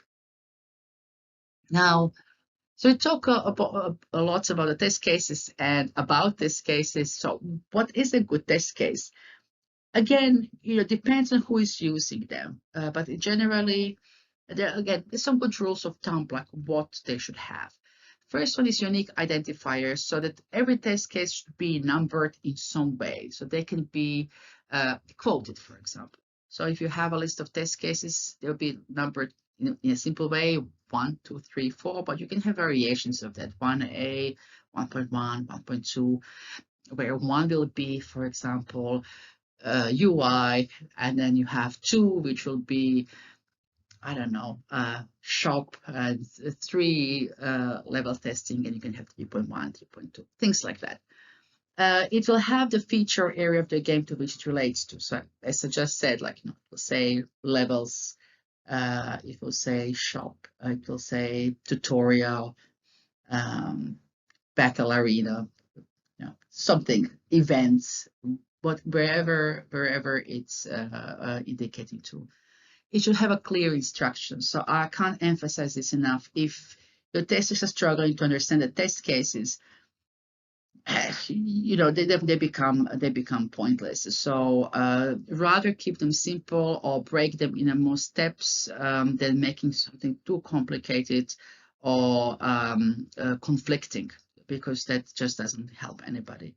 The good test case should also have a test oracle. So what is the expected result? What are we testing against? What is the expected result? So what will be decisive about, is this test pass or fail? Because sometimes it's not necessarily clear. Talking about it, it should have a status. Is the test case pass? Is it fail? Is it incomplete? Is it impossible to run? Test that is impossible to run, that means that there might be a bug that prevents you from running the test case. It could be that, test case doesn't respond to the state of the game, and just like what is written test case, it's impossible to do. So there are different ways of reasons why you can't execute this test case.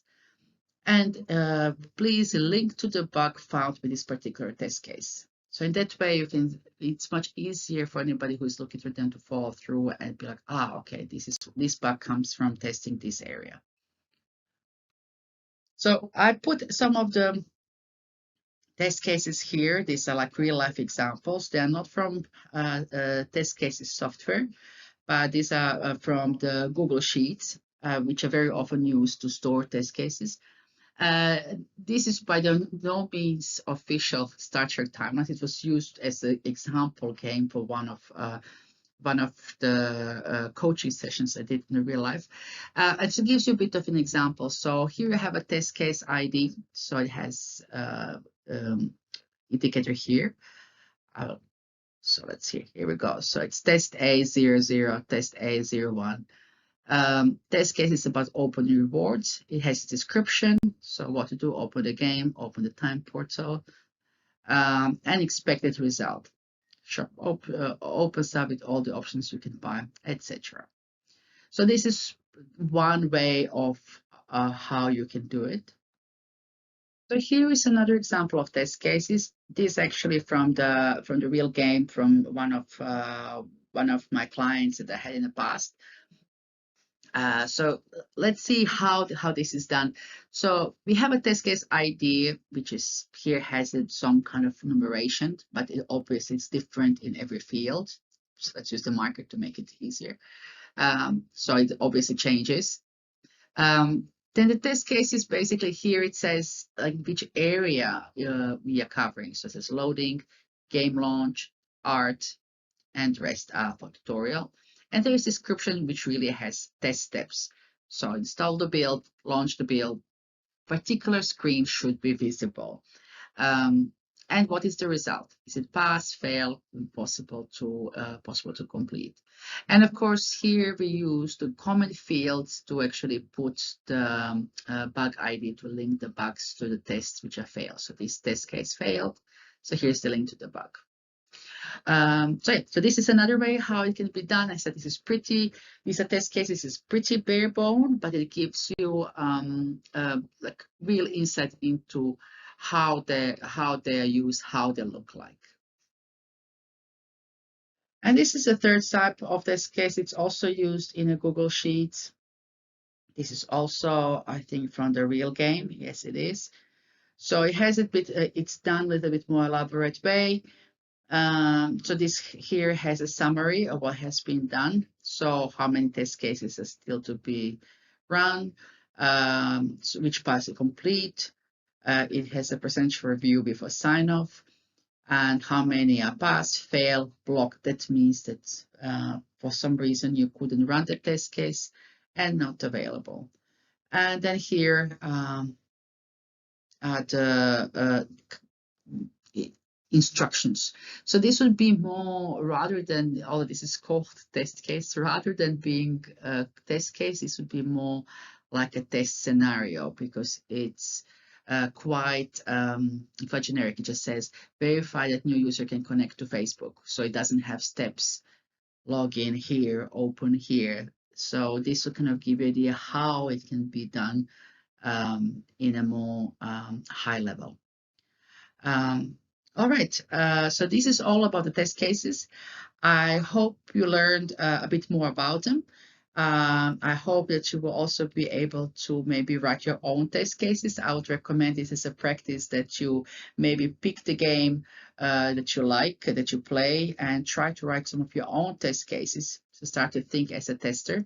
Because it's a great exercise to understand a bit more about how parts of the game interact to each other, and that it will help you understand how the game works. So if you are keen, please go ahead and do so, and feel free to use any of the examples that you heard here. Thank you, and I hope to see you in the next module.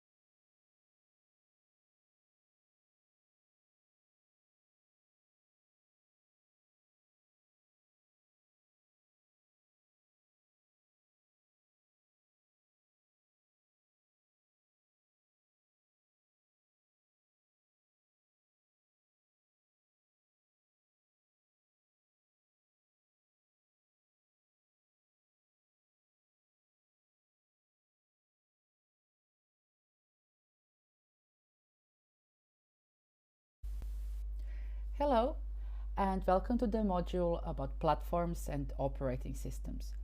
So, why are we talking about it? What is the relevance of this for the QA? Why do we have to learn about this? So, first, to explain what is a platform and what does it mean. So, platform is the place where your game lives, or where your app lives. So, it's the ecosystem where we're going to publish our game. So it can be, for example, a PC as a platform, Steam on a PC. It could be a console like Xbox or PlayStation. It can be Google Play. It could be App Store or on your iPhone. So generally, your game always lives somewhere. It's published on some kind of platform. Some games are published on multiple platforms. Some of them are specialized and published only on one. But they're definitely said this is the place where they live. And every platform will have some kind of rules on first how to, who can publish there, and then there will be rules like what requirements you have to fulfill to publish there. And also like what does it need that your game runs on that platform. Operating system is kind of related to the platform because every platform has its own operating system, which is changing. Like PC has different, like it can be working, for example, on Windows. There are different versions of Windows. If you are in a web browser, there are different versions of the web browser. And if you are on Android phone, there are different versions of Android phone. It's the same with iOS. There are different versions of iOS. That's the operating system on the iPhone. So, and very often you would have a couple of versions of operating system in use. What does this mean for your app or for your game? It means that it will have to work on every single one of these operating systems that is supported. So of course it also affects your scope of testing as well. So let's get into this a little bit deeper.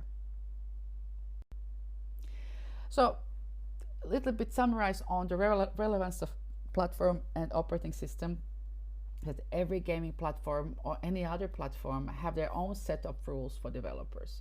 Usually if you want to publish something, you will have to register as a developer. So on PC there are lots of different stores, so you can publish on your own web page if you want. But if you're going to Steam or GOG or places like that, you usually have to register as a developer.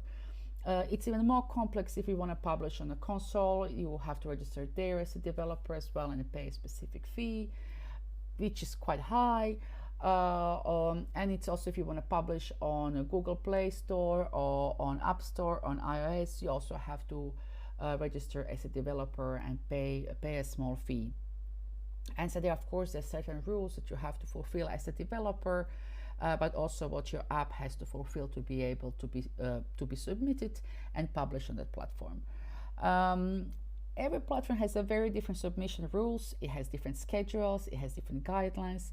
What it means that, for example, on some platforms you can submit and your game is going to become live practically instantly. For example, on Google Play, when you submit your game, it usually takes only a couple of hours before your game is live in the store.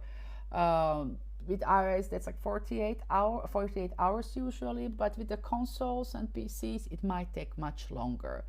So there's no guideline that for all the platforms work the same. They actually work quite differently.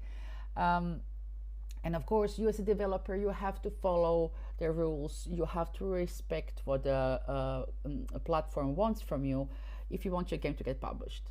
Otherwise, it's just not going to get published. And, you know, sometimes some developers will go into argument with the platforms, but unless you are really one of the biggest developers in the world, even they sometimes don't really manage to get the things their way. So rules are there, they have to be obeyed, even if sometimes it might be silly or contradicting or don't make sense to us. They always have to be obeyed.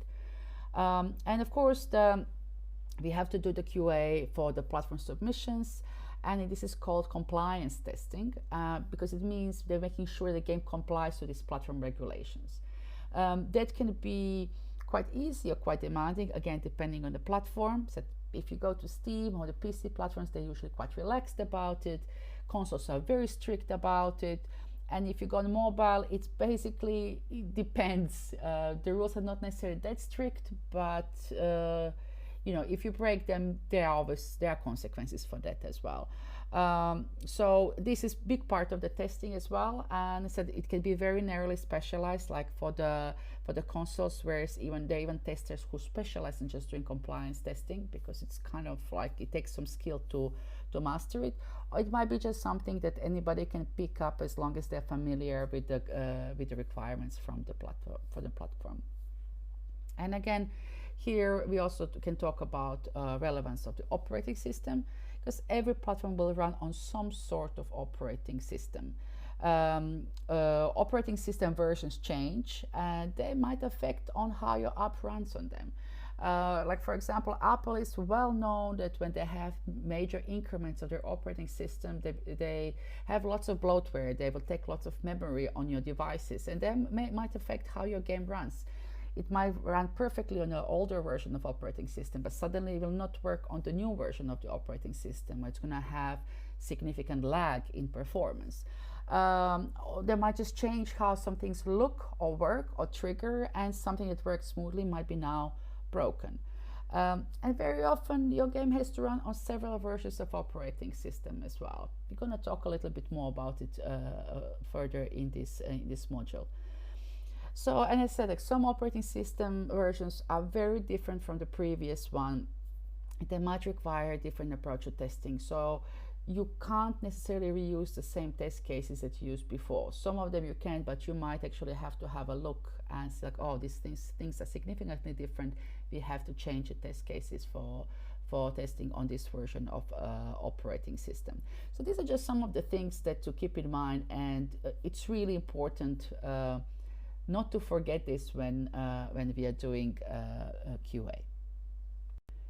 So we talk a lot about the platform differences. So these changes, platforms would often change their requirements as well. So what I'm telling you now, this is relevant now, but it might change in the future. So you always need to check with the platform at the moment you're developing something. So take this all with a grain of salt, that it's not written in stone, it doesn't last forever. Consoles are probably the strictest with their compliance definitions. They have this set of rules. They're called TRCs or TCRs. They can have other names as well. And basically, after a game is submitted to the PlayStation or to Microsoft or Xbox or to Nintendo, it's generally carefully tested by the QA team. Everything is tested against these set rules. And submission times is usually quite long. It usually takes a couple of weeks because the testing is pretty thorough. And of course, you can access this compliance definition. You can access these guidelines, but sometimes they are not that easy to understand, and they are very often testers who specialize in just the compliance testing for the consoles, because it actually takes some time to master it. If you submit a poor quality build, consoles will actually reject it, and you will have to resubmit again, and there are some financial penalties involved in that as well. So it's very, very important to catch any significant bugs when you're testing for the consoles. On the Steam, it's a PC platform. There are no specific test sets. Game will generally goes through some testing, but there is no set strict rules. So the submission criteria is relatively vague, and submission time is not specified. So this changes as well. It can change quite regularly. When I submitted on Steam last time, a long time ago, it took quite a long time, a couple of weeks for the game to be submitted, but not approved. But it wasn't because there was anything problematic. It was just about there was a queue, and you had to inquire a couple of times, and then it was published.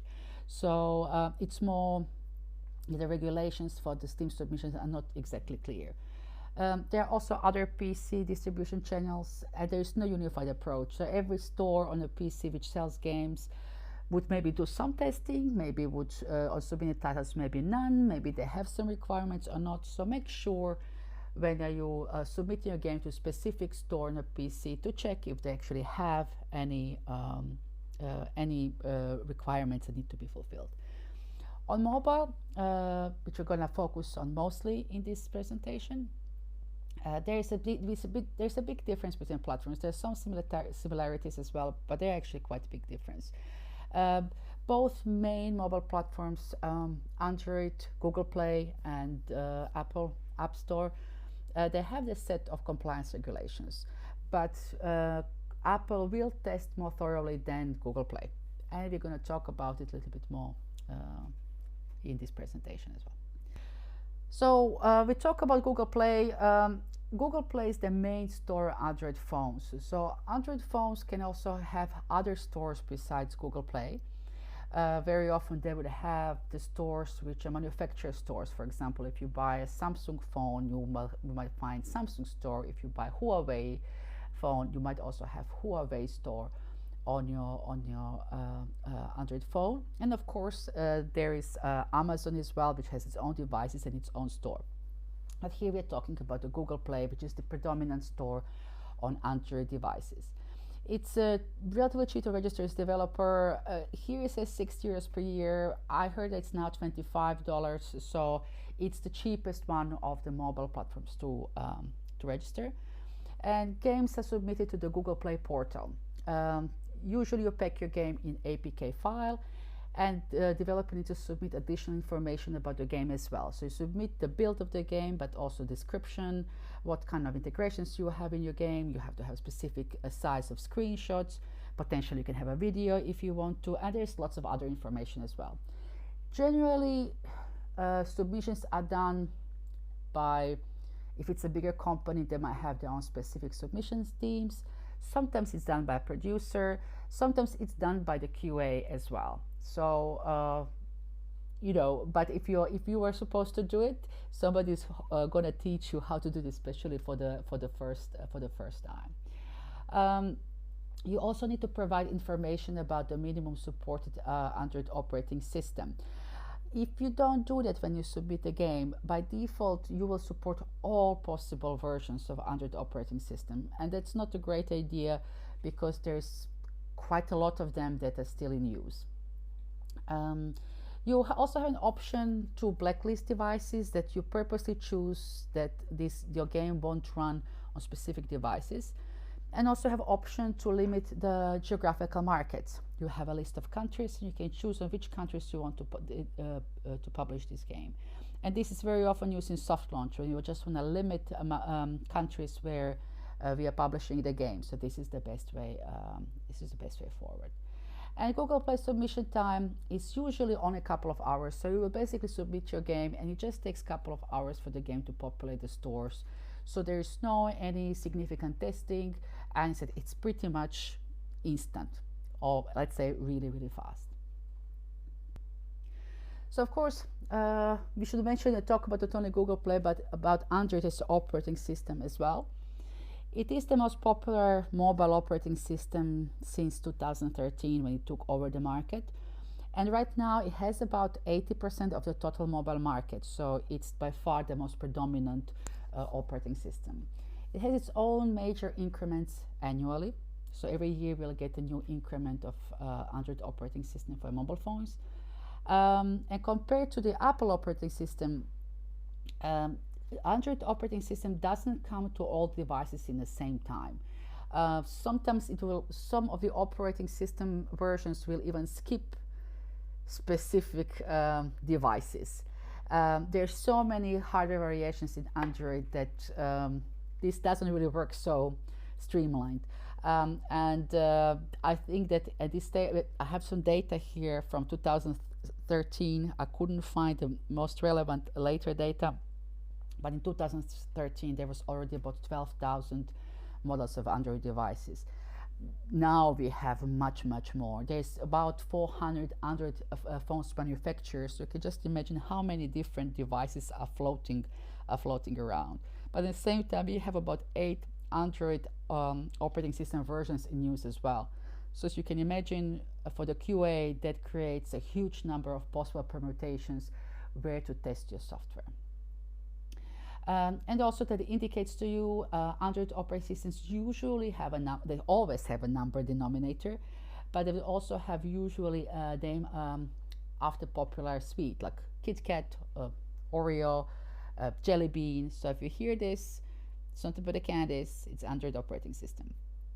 So it's very popular. It's predominant in the world, but it kind of makes a QA job a little bit complicated. On this slide, we can see the distribution of the users per different version of the operating system. So you can see that, for example, that Pie, Oreo, like there's not so much of a difference here.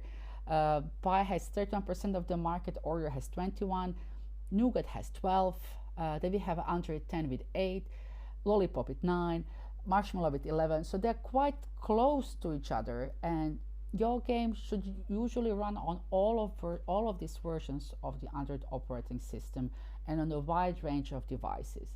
So this is something for the QA to always keep in mind, how to cover all relevant Android operating system versions and how to cover all relevant devices, because nobody has all the time in the world to check the game on the 20,000 devices on about 8 different operating systems. We would test forever. The ways how we can minimize this is to first look on which markets we are focusing on, so on which markets the game is going to be published, and look at the distribution of the devices and distribution of the operating system in these particular markets, and kind of narrow down the scope to kind of see, okay, how can we get the most optimal test sets.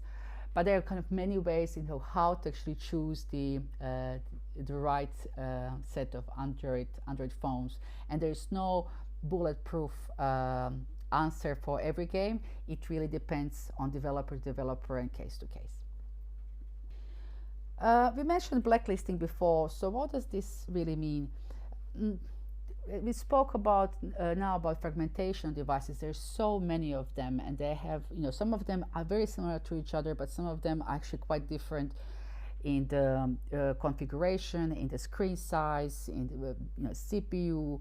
So as a developer, you have an option to blacklist devices on which you know that your game won't work, or you have a solid premonition that the game is not going to work on those devices. And you can do this manually or automatically when you do the submissions. So what does it mean in practice? If your device is blacklisted, user of the device will not be able to see the game in the store and won't be able to download it. So you might ask, why would you do that?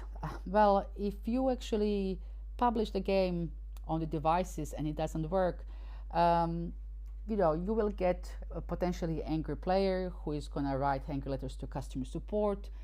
You might get some backlash on social media. You might get bad reviews on the App Store. People will be angry and they will give you 1 star and say game doesn't work. So in order to avoid this, it's easier sometimes to blacklist those devices, and as you enable them and as you make your game work on those devices, then you publish on these devices later as well. Of course, to find out on which devices game will not run, it requires testing on an extensive number of devices. So you can presume, but you can't be sure until you actually test. So this is also something to take into account when you're doing a testing for Android, to make a good case for blacklisting certain devices. And as a rule of thumb, it's never a good idea to blacklist flagship or really new devices. Generally, these devices are bought by the early adopters who are best spenders, but it's also the Google Play likes to promote these new devices. So if you would like to get featured by Google Play in Google Play Store, you would really need to support the latest and the bestest. So rather than focusing on maybe supporting some obscure or rare devices, if you have to choose how to spend your time and how to spend your QA time, focus on the latest and the flagship devices. So one of the things that it's really important, and we touched on it a little bit before, is about how to select the testing sets for testing Android, so testing your game on the Android devices. As I said, there is no perfect answer to this question, but we all know that we can't really test on 30 or 40,000 devices. One good thing that if you have the possibility to do, it's good to be test on the virtual machines where we can simulate like thousands and thousands of different devices and see on which devices approximately most bugs happen. But many studios don't have this opportunity or possibility to do so. So here's some of the tips of how to select the sets to test your game on Android. As we mentioned before, check your game main markets and see what are the most popular devices there. Here you might need to ask for help from somebody from a different department, like for example from your marketing department or from your product manager, because you might not be able to figure this out by yourself, like where is the main market for our game. But we'll also tell you, for example, if your game is localized and it was lots of effort put in that you probably have to look a little bit further than just maybe United States or UK, that you might also take into account Germany or Brazil. It really depends. That's why I said, like, most of the games will be published after they're done with a soft launch globally, but there are just some markets which they find more important than the other ones, so make sure that you know which ones are those. And then when you have that information, you can check what are the most popular devices in these particular countries. They will help you to get an idea. Okay, if I want to make sure that the players on these territories have a great gaming experience, we should test the game on the most popular devices in those countries. Then keep in mind that many devices are actually very similar, they're just branded differently. They might have almost the same specs, they might just look slightly different, or they would be branded by a different manufacturer, but under the hood they are very, very similar phones. So you can actually group devices. You can look at the things like a screen size and resolution, GPU, CPU, and some other common denominators like the memory and things like that, and then just group them. So it will usually be enough to have one representative of the group. If the phones are so similar, you don't have to test on the 10 phones that are almost the same. So if you have a limited time, or if you have too many options, focus on the most popular brands as well. So if you have, if you don't have enough time, pick the more popular brand. Generally, Samsung is globally the most popular, statistically globally most popular brand. But of course, some countries might have a little bit of a different choice there. So, make sure that in your main market that Samsung is the lead manufacturer. But they're generally kind of a safe pick. Now, really important, because very often testers will focus on just testing on the newer devices, but always pick at least one of the lower supporting devices. Why? Because here you will find the most problems.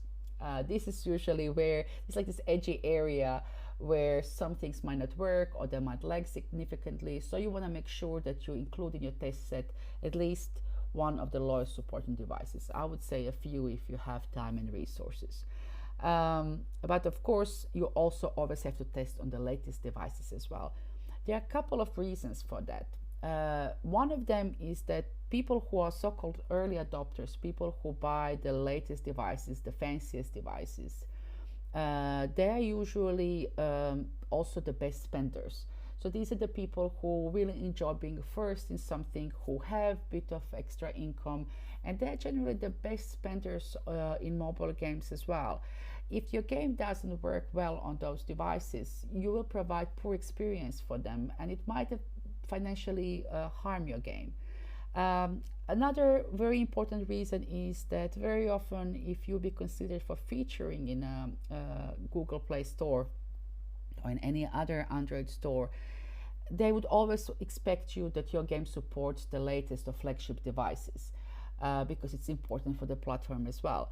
So These is like there are very strong commercial reasons why you should always work. Your game should always work on the latest devices, um, and not to forget, always test on different versions of supported Android operating system as well. So it's not only enough to have a range of different devices, different hardware, but this hardware has to run on a different versions of operating system as well.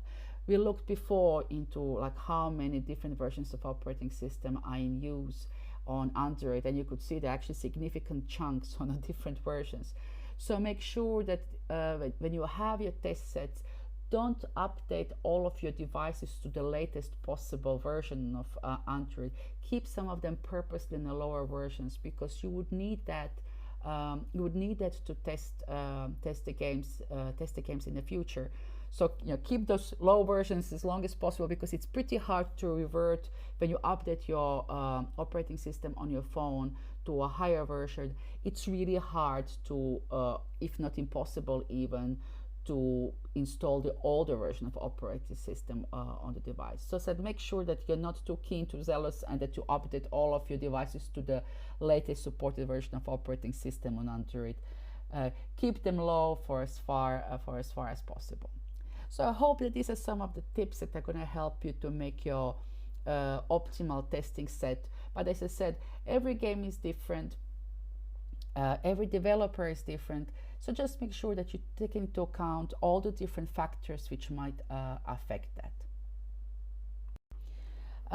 We talked about Google Play. I will just mention here other Android stores. There's quite a few of them. They generally related to the manufacturer, like phone manufacturer. So it's like Huawei, Samsung, other ones. Amazon has its own store as well. They have their own set of rules. So there's some kind of rules of thumb or good things to have, but if you submit it to these stores, you have to check with them as well what are their rules for submissions and what compliance rules they have. There's also, you can get, like these days, VR content in a Samsung store, and said conditions vary, they change. Always check with the store where you're submitting what are the requirements before you go for the submissions. And now let's talk about Apple and App Store. So here on Apple, we can only have App Store. All the Apple devices are made by one company, and their operating system is made by the same company. So there is not so much fragmentation, it's rather unified. Everything comes through one provider. When you do submissions to App Store, your game is packed in IPA file format, and they also require similar things for submissions. You need to have text which is following the app, describing what is it about, additional information about the game, screenshots and specific sizing and format. Now, one thing to note is as well that if your file is more than 100 megabytes, the game will automatically have to be downloaded by using Wi-Fi only. So just keep that in mind as well when you are testing. Pay attention to the size of the game, and make sure that you check with the developers, is this really what they wanted? Generally, submission period for App Store is 48 hours. It might take a bit longer during the major holidays because App Store might partially close, for example, around Christmas and New Year's. So in these periods, please be careful. And Apple do test submitted games. I said, and we already mentioned it before, here the entry barrier is a bit higher. They have a slightly stricter submissions regulations. It's nowhere close as strict as the consoles, but compared to Google Play, they are stricter. So we spoke about blacklisting for the Google Play Store. Can we do this on App Store? Answer is not really. All hardware here is produced by one company, so you can't really blacklist devices in the same way you can do it on Android. You can, though, limit the support for the operating system, so for the version of iOS. Because there's no device fragmentation, most Apple users tend to update to the latest version of operating system relatively quickly. I myself am an Apple user, and it's really annoying. You do update. You do want to update your device pretty quickly. On the other hand, we need to keep in mind that the new version of operating systems are made in a way that they slow down the older hardware. So from the QA perspective, you would need to retest when you have a new version of the operating system, even if the game worked really smoothly before, it might start to lag or cause problems after the update. So here, you can't take it for granted, but when there's a new update of the operating system, you have to go back and retest on the certain devices, especially on the older ones. And of course, here we also want to limit the operating system version, because otherwise you might end up supporting really old devices. And that generally might not make a very good financial sense. If you have very small fraction of players who are using old devices, they generally don't spend much money. It might be very, very difficult to fix the bugs and issues and optimize the performance of the game for these low-end devices, and you might take precious development and QA time from the newer versions where actually most of the players are. So just be careful about this, like when to decide when is the cutoff time to support old versions of iOS. So I mentioned a couple of times that Apple does testing. I never worked in Apple, so this is not 100% thing. This is something that you would probably just know in depth if you worked with them. But based on experience in submitting to App Store many times, there's some things that they will definitely check.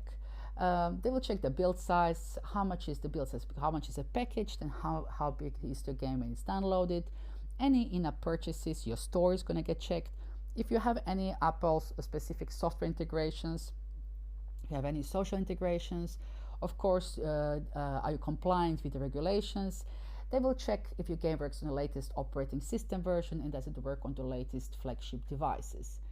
And if your build is rejected from Apple, you will have to resubmit. There is no cost or penalties related to that. But of course, these days there's lots of other activities related to having new content out or having a new build out. So it might cause lots of problems with the live operations. It can cause some delays or unnecessary costs with the user acquisition, with marketing campaigns. And of course, you might get a player backlash as well, because people, especially players on mobile, they like things as they are told. They don't like things to be late, or they don't like they don't have content for a long period of time. All right, now we spoke about the practices about the platforms, but let's have some practice. This is the first practice we are going to do in the course. So by now you already learned how to make test cases in the previous module, and in this module you learned something about how the platforms work. So I would like you to go to the use your browser either on your mobile phone or on your computer and check App Store guidelines. Here is the link to them. You can find them pretty easily also if you just Google App Store guidelines. There, check subsection 3, business. Go to the subsection 3.1, payments, and there will see paragraph 3.11 called in-app purchase. And I would like you to write test cases which relates to paragraph 3.11. So how would you test in-app purchases following App Store guidelines? I wish you good luck, and I'll see you all in the next module. Bye.